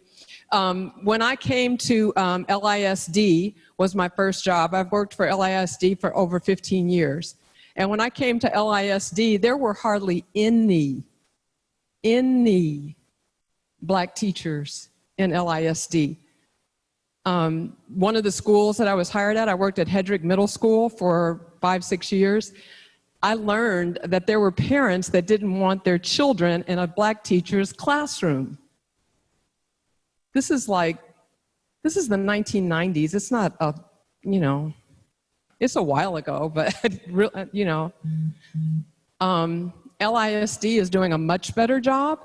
There was an event in November that was called the Cultural Proficiency Summit that was really, really awesome. Did you attend that? Yeah, it was really good. So Louisville is trying. I, like you, have worked in a number of school districts. I did not leave LISD having a wonderful experience, but I had many years of a good experience. I've also worked for Killeen ISD, which is a military district. I worked also for Crawley, and right now I work in Keller. I'd love to get back into LISD. It hasn't happened. A couple of things I want to share with you. I really ditto. I've got a son who graduated from Flower Mound and a son who graduated from Louisville. So I've seen the gamut. I've taught at Creekside, Hedrick Middle School, Hedrick Elementary School. I was an assistant principal at Bluebonnet and Castle Hills, and I have seen the gamut of parent participation. I will say when I was at Hedrick, I ran the Black History program. because I'm a Black teacher. It goes back to what someone was saying about I care about the students. And I have kids who will come to me today. They're grown. Miss Reed, I remember the Black History program. I remember when you had me stand up there and read Langston Hughes' poem. I remember when we sang gospel. I remember when you taught us about our history. We need more Black teachers. We are making, LISD is making headway with some Black administrators. I think we've had some new hires. We need more Black teachers. The ratio of Black students to the population is what, 9 or 10%? The ratio of Black teachers, I don't know what it is, but it's not 9%. At least it wasn't when I was in the district. It's not close. So LISD is aware of that. On our phone calls, we have Jackie Shaw and myself, and I don't know who else is a member of CAP. And so CAP is an organization that addresses these issues. We have spoken to the board about the lack of diversity among teachers. I really, really encourage you to go to that website and just to make sure that you know, and if we can put this in our notes to the group, CAP stands for Citizens and African American Parents. Anybody is welcome. We meet monthly. The president of that organization is Leah Montez, and Jackie Shaw is online here. She is head of the Social Justice Committee at Westside, and she's a very active member. If you really want to find out about where you can mentor, we've had events that have not been well attended, but we need more mentorship. We need more of a presence because our parents are working 2 and 3 jobs at some of our schools to make, and they don't always have the time. At Castle Hills, the parent group, moms who didn't work, it was an org structure. I'm not kidding. I was assistant principal. I walked in the cafeteria. It was full of moms. They had an org structure. I said, oh, hi, I'm Miss Reed. I'm the new assistant principal. They were like, oh, this is the kindergarten parent group. This is the so-and-so. This is the 2nd, 3rd, 4th grade. This is the person over them. And then this is the person over them. They didn't want for anything. They asked the teachers what did they want. They gave the teachers everything they want and went back and asked, what else do you want? It was wonderful. People said, oh, Castle Hills parents are probably so, no, they're not. They just want to help their children. So I think there's a place for community involvement. And if you're really interested, starting with CAP is a really good place. I'd like to, she probably hasn't had a chance to speak, but Jackie Shaw, if you can speak about CAP.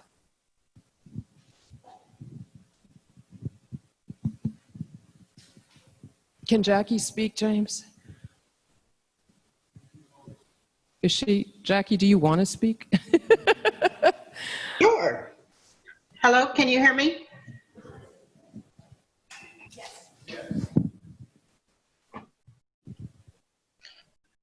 Can you hear me? Yes. Okay. Hello, I'm Jackie Shaw. Listen, yes, CAP. CAP is a wonderful organization started by Vernell Greggs. It started in 2001 by Vernell Greggs, and the group was started of African-American, concerned citizens, African-American parents that wanted to make sure we had teachers and principals and faculty members that look like our African-American children on campus. What we do is we go into the schools, we help with grievance, we work with the school board. We have a great partnership with Dr. Rogers and Dr. Rapp. And we would love for you guys to get involved. Principal Jones, I think, is the gentleman speaking now. I would love to get in contact with you and get more information. I would love for you to come on board and help us bridge the gap and get more African-American teachers and principals hired at our different schools. We have made lots of progress as Jackie has mentioned, with Dr. Rapp is having a really good partnership. And what we do is with Dr. Rapp, if we have a application that is African American, that is a teacher that's qualified, we send the application to Dr. Rapp and make sure that that person fills out the application, and we work on getting them hired. So we have just started that this school year, and so far it's been very successful. So we want the African American teachers and principals, the whole school, to know that we are here for you, and also the parents. We offer mentor. Deacon Ray Bronze is in the room with us tonight, and he is very active in our CAP program with the mentoring side. And also Jones Sumner. She is very big in the CAP organization as well. So if you guys would like to come and partner up with us and help us, we would be more than happy to have you. Thank you. Thank you.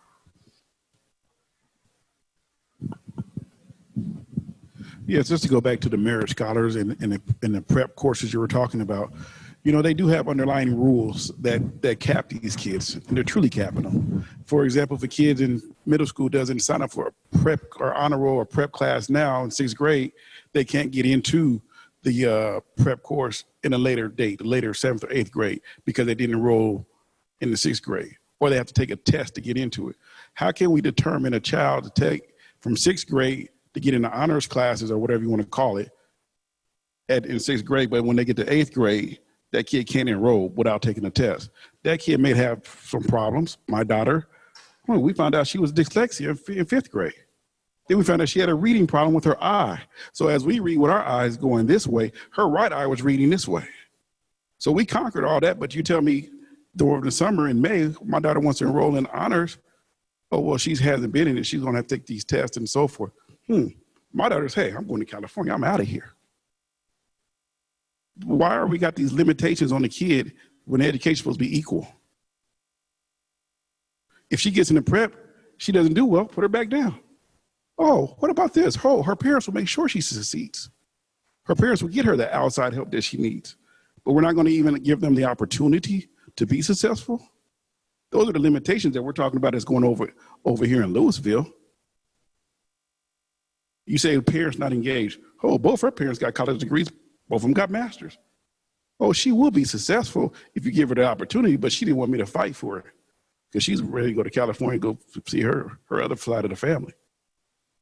So my child's going to be in regular math again, but she's over in Kumah doing 9th grade math that we pay for out of pocket, but she can't get in the honors class over here at Hedricks?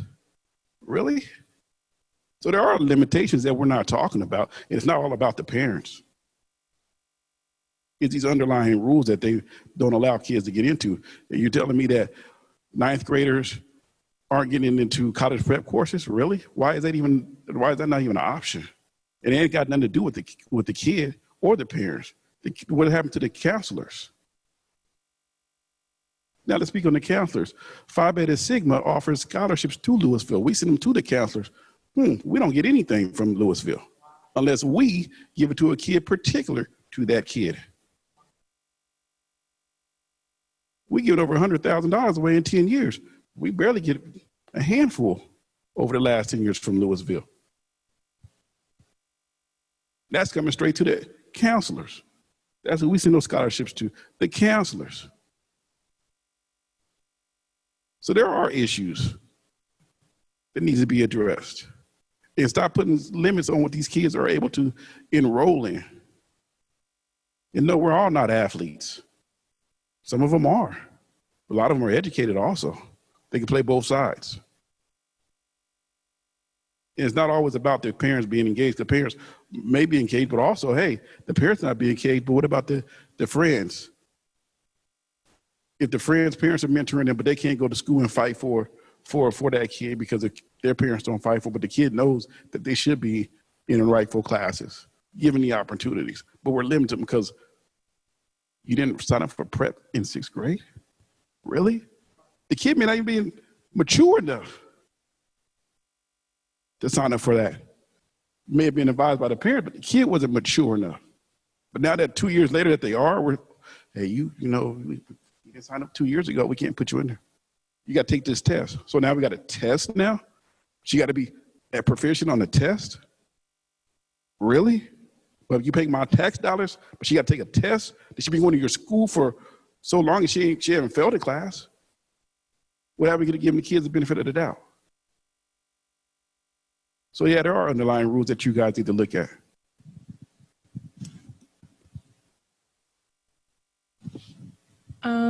So I have a few points.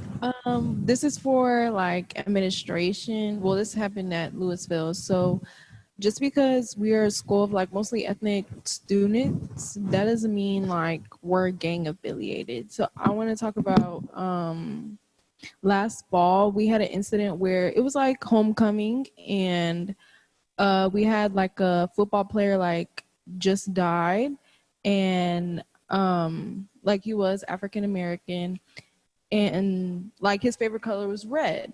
So one game we were like, okay, let's all wear red in honor of him. Then administration was like, no, like this is all gang affiliated, like we're not wearing red. And mind you, it was like almost homecoming week, and it was like Disney theme, and we had like for Mickey we had like red and black, liners up just to represent Mickey, and like the administration told us to take it down because they thought it was like gang affiliated. And I was like, that is not okay. Like just because we're mostly like this doesn't mean that's what we're trying to represent. And especially a gang member wouldn't be stupid enough just to represent their gang out like that in school where there's a lot of ops, I would say. And another point is going back to what Mrs. Bowie said on educating Black, like not just slavery. I know in dual credit U.S. history I took when we had to do virtual learning. We did get into like the HBCU history, and what made me like proud of who I am. It made me proud of who I am because like Black people like came up with their school for other people to go that look just like them, and that's what made me want to attend like an HBCU. And I feel like that should be broadcast or promoted more. And again, like educating more HBCUs, because some students feel as if like if they go to a HBCU, they won't receive the same education as like a PWI. And a PWI is a predominantly white institution. Yeah, because that's how my parents feel. They'd be like, oh, if you go to HBCU, you're not going to get the same education. Those aren't for like the higher, like they're like, why not Ivy League? And I'm like, well, I don't want to go to where I'm not going to have anybody that looks like me. Like, yeah. And we need more like HBCU recruitment in our area, because one time I went to student council. We had like a district meet, and that's where like we go and get ideas from different schools of what they do at their school. And I know DeSoto High School, they said that like the down south, like HBCUs like Prairie View, Southern, Grambling, they give them like scholarships and they come recruit. And I was like, well, dang, how come Louisville can't get those? And yeah, that was kind of tough as well. I have a lot to say today. Okay, so there are a few things that I forgot to mention when I had the mic earlier. I had a student, I think probably my third year at Harmon. She was from, I want to say she was from Kansas, but I can't remember where. She's a white girl. I usually, at the first day of school, I usually tape playing cards to my desk, and then I shuffle an identical deck, and I hand them to students when they walk in. And that way they have like a randomized seating chart, and I kind of work it from there. And she told me I guess weeks later, once she had gotten to know me, when she saw me at the door that day, she was immediately scared. I was like, "You're scared of me?" Like, all I do is smile. I'm just joking all day. And she said she was scared because she had never had a black teacher before. And that she confided in me that her dad was very racist. And that's kind of, she had been fed all this stuff her whole life. But she didn't see any of that stuff in me, so it didn't make sense to her anymore. So I agree, we need more black teachers because it's not just for the black kids. It's for everybody because being around people, being in diversity, it actually gives you empathy and helps you understand people more versus if you're raised around, the same looking people your whole life and taught by the same looking people your whole life. You never get a differing opinion. Also, James came and asked me, but I'm in charge of the AAA program at my school. That's the African American Association. So we will definitely, I'll probably be getting all of y'all to come and speak to them at some point if you want to come and be mentors and just share and pour into these young children because they need it and they'll be better for it. I'm also in charge of the Black History program in my school. Harmon has one, I think the only one in the high school level in the district that we put on every year where we invite community members and the whole school is there in auditorium. We have performances and all this kind of thing. So that's another thing that may be reaching out to you for, plug. I'm also a member of the HBCU Planning Committee, HBCU Fair Planning Committee with Ms. Upshaw at Marcus 9. And Ketia actually came to the HBCU Fair this year. I don't remember if she came last year. Yeah, okay, so this is the second year that we've had it. So we do, because of that, I think this is the first time that we've been promoting HBCUs in our district. A lot of the kids didn't even know anything about them. Or they just heard negative things about them. But now that they've actually come to these fairs and spoken to people who graduated from the university, for instance, the McDonald's on Round Grove near Harmon and a second McDonald's are owned by an HBCU grad. Yeah. Yes. And he came and spoke to the students and they're like, "Whoa, you own 2 McDonald's?" So, oh, awesome. See, and I'm trying to remember where he graduated from. Morehouse. Yeah, I thought it was in Atlanta. So all these, these things really pour into the kids and affect the kids, but I think we need to involve counselors more. I know somebody had mentioned the counselors, and the counselors don't know as much about HBCUs because it's like hairdressers and cosmetology. They don't teach them how to do black hair. So these counselors don't know much about HBCUs either. So I feel like we need to involve them in it too, because they are the gatekeepers that can guide our students to places for them, because HBCUs are more than, and I graduated from HBCU. I just got my mask that says Hampton University on it. That's mine. But HBCUs can give so much to our kids that a lot of people have been fed lies about.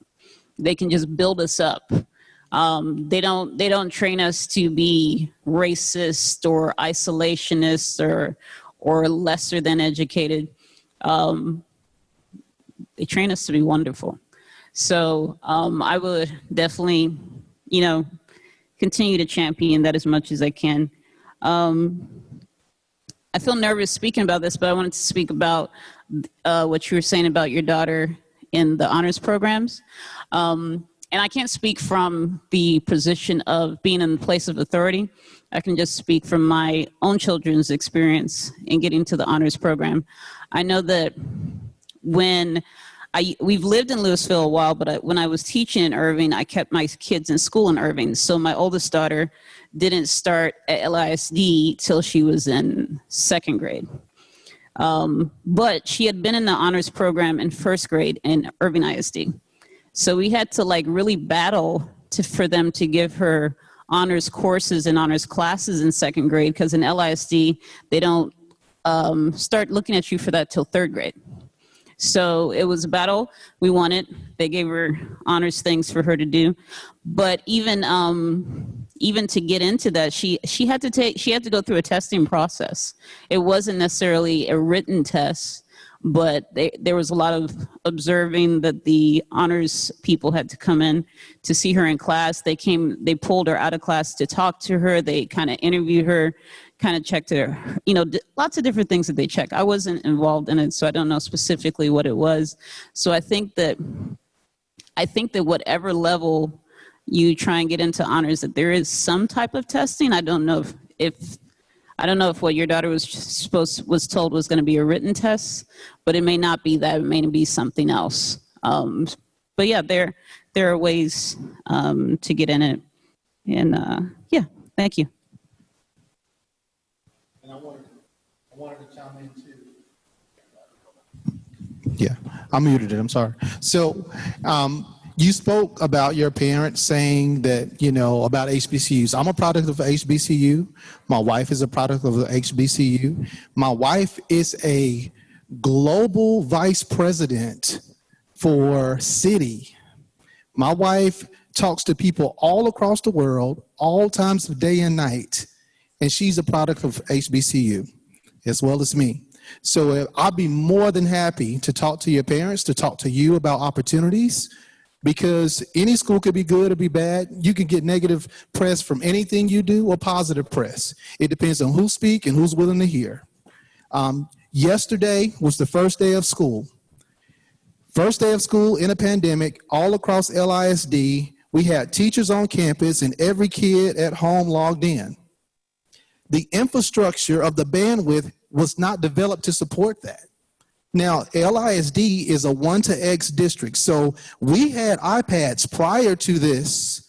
We didn't just start pushing things out because, we had Corona. So all of our kids had this prior to this. But with everybody being logged in at the same time, showing their face, running that strong program, it bogged down stuff. I was on my phone in my office answering emails all day, trying to make sure kids updated their iPads, were running the latest programs, because some kids hadn't done anything prior to when they left in March. So just trying to get everybody up to speed. I talked to multiple parents and I talked to them if they called, and I emailed them back. And even though they had issues just like my own children, they were still positive. So at the end of the day, my experience was positive based on the parents I spoke to, even though they had the same frustrations. But later on, my wife was like, she showed me a picture. She was like, y'all made the news. So apparently somebody spoke up and the news got wind of it. LISD has technology issues or something like that. So out of all the positive press that I had from the personal phone calls, personal emails and experiences, that didn't get voiced. But what made the news? The negative. You know what I'm saying? So all I'm saying is a lot of time those unspoken truths, the unspoken experiences, the good things don't get discussed. And I wanted to go back to what you were saying earlier about your daughter. My fraternity gives out scholarships too, so I hear you on that. I understand where you're coming from. And my son, when we transferred districts, also had to be tested. And it's not to combat what you're saying, but more so from the school standpoint. And this was not a school I was in or even a school district. This is just me as a dad. My son had to go through that testing to make sure that he was up to par what they were already doing.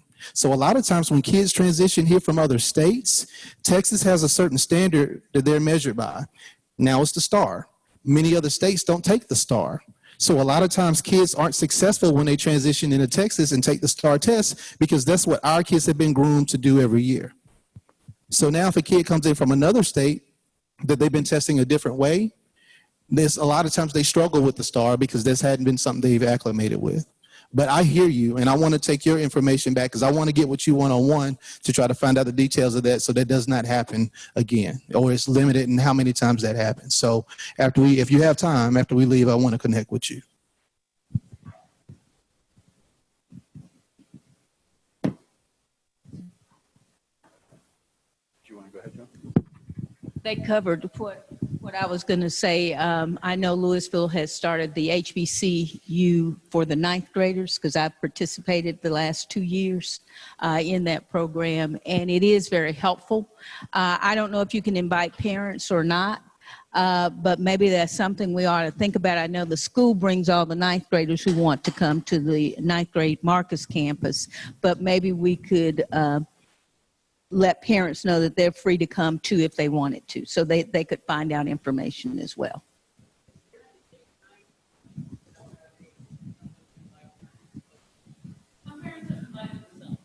Yeah, I was just saying it's during the daytime, but parents invite themselves. It's a good program, and I just thought if parents want to know it, and I know the school district does publicize it and make it available, and they just started it 2 years ago. To talk about the HBCU thing, there's one out there in Frisco. Theirs is in the evening, and you have a lot of schools, a lot of alumni from the HBCU. I didn't go to one. I attended one, but I left. Just wasn't my cup of tea. But they also got the sororities and fraternities involved. As you say, the scholarships, that's what we are now, so are able to get the spring scholarships out to a younger generation of the next class coming in. So I'm sure every organization has a chapter here, Louisville area. So if you reach out to us, I'm sure we would have representation there to offer our scholarships or even the mentoring aspects that you're talking about.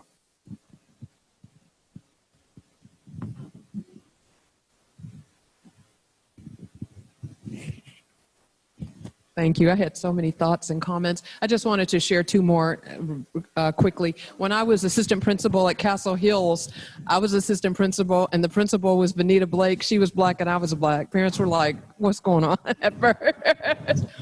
But someone, Penny Riddell, Dr. Riddell, who is not with the district anymore, she's retired. She was in central admin. She said, it's about time. And so there is that kind of support in the district. And I do want to piggyback on your comment about Castle Hills was predominantly white. Benita Blake hired more black teachers at that school than any other school before, at the time, and since. A black principal. And some white children who hadn't been exposed to black people had black teachers. And some of the things that they may have thought were dispelled. I want to also talk about getting parents out. When I ran the Black History program at Hedrick, and it was a big, it was from all of February and then a big program at the end. Parents were coming out of the woodworks. They were bringing their soul food dishes. They were helping. They were putting up bulletin boards because it was an interest to parents. Because we were touching on something they cared about. And so anyway, those are my two comments. When we do things in the school that parents are interested in, they come out. They make the time, they come out. Thank you. And my last comment, first I want to thank you, James, for honoring actually what we asked, well, what I asked specifically about sending out the list of jobs. So I'm running a meeting on my computer, and one of my email pops up, and I forgot what you titled. I was like, man, I hope they don't think I'm looking for a job. But it popped up, and everybody's like looking at my screen, and it popped up. So I had to hurry up and just move it so they wouldn't think anything, right? So thank you for that. And lastly, if anybody in this room, and I know we are missing a lot of people, but in whatever capacity, whether it's church, whether it's your neighborhood, whether it's your family, I recommend spreading the word about getting involved in LISD, because it's got to change outside this room. We're only addressing a few people in here and the few people that are in the know, but the more people that know and know how to address these things, even with you all here, come to the board meetings. If you want to, and you might live in a neighborhood, you might not have a kid there, but you can come and at least listen in and try to see what the schools are doing and offer support in the capacity that you were mentioning today. So I just want to encourage you to do that. You might have still kids, you might have neighbors that you talk to, but if we want more African Americans represented, then the African Americans have to represent.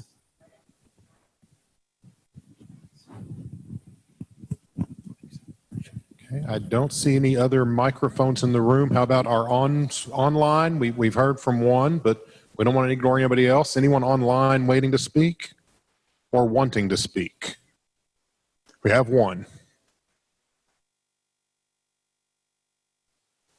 And whomever it is, you should be good to go.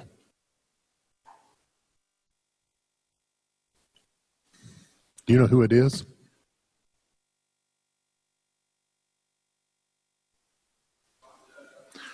Yvonne Coleman? Oh, I clicked the button there. I'm sorry. But I will add this. From the time my children started in LISD, well, the whole time they've been in education, I was an active parent volunteer the whole 12 years.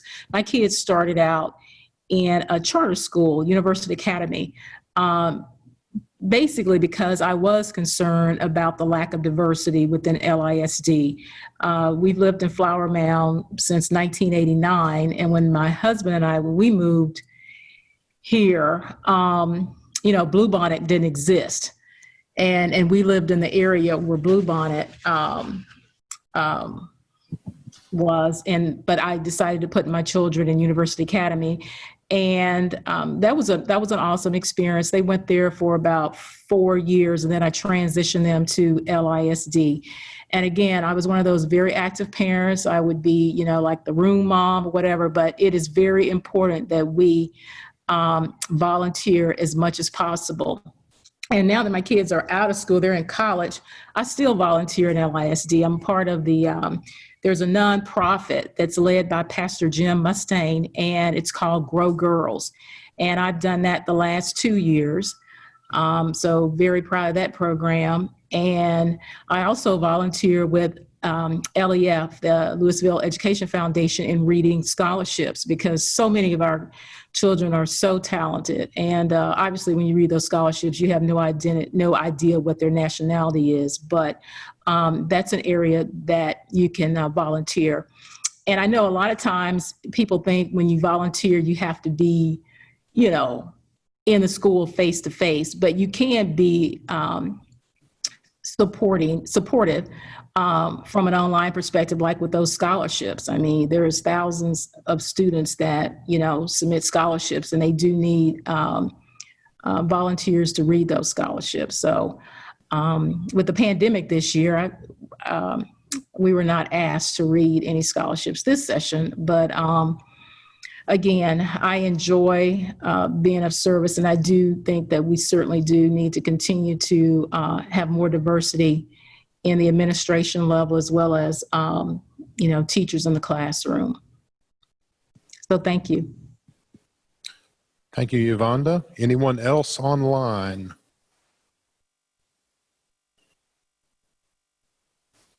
We think, did a mute just come off? No? Okay, and I see no microphones in the room, so we will share all of this with Dr. Rogers. He showed interest in hearing the conversation. I encourage you to read the page he sent out. It shows that this year they're working with a consultant firm to specifically focus on diversity hiring. So obviously it's something they recognize they need to do more of, and they're working on it. So I certainly commend them for that. I'm an LHS dad myself. Didn't start here, but we finished here. Well, she went the whole way through. I moved here. And I made some notes here, and as you were talking about mentoring, my thought was, at LHS, there's the AAA, the African American Association student group. How that maybe there's a way to mentor with them, and so I asked Fumi if there's one on Harmon. Turns out she is the sponsor for the one on Harmon.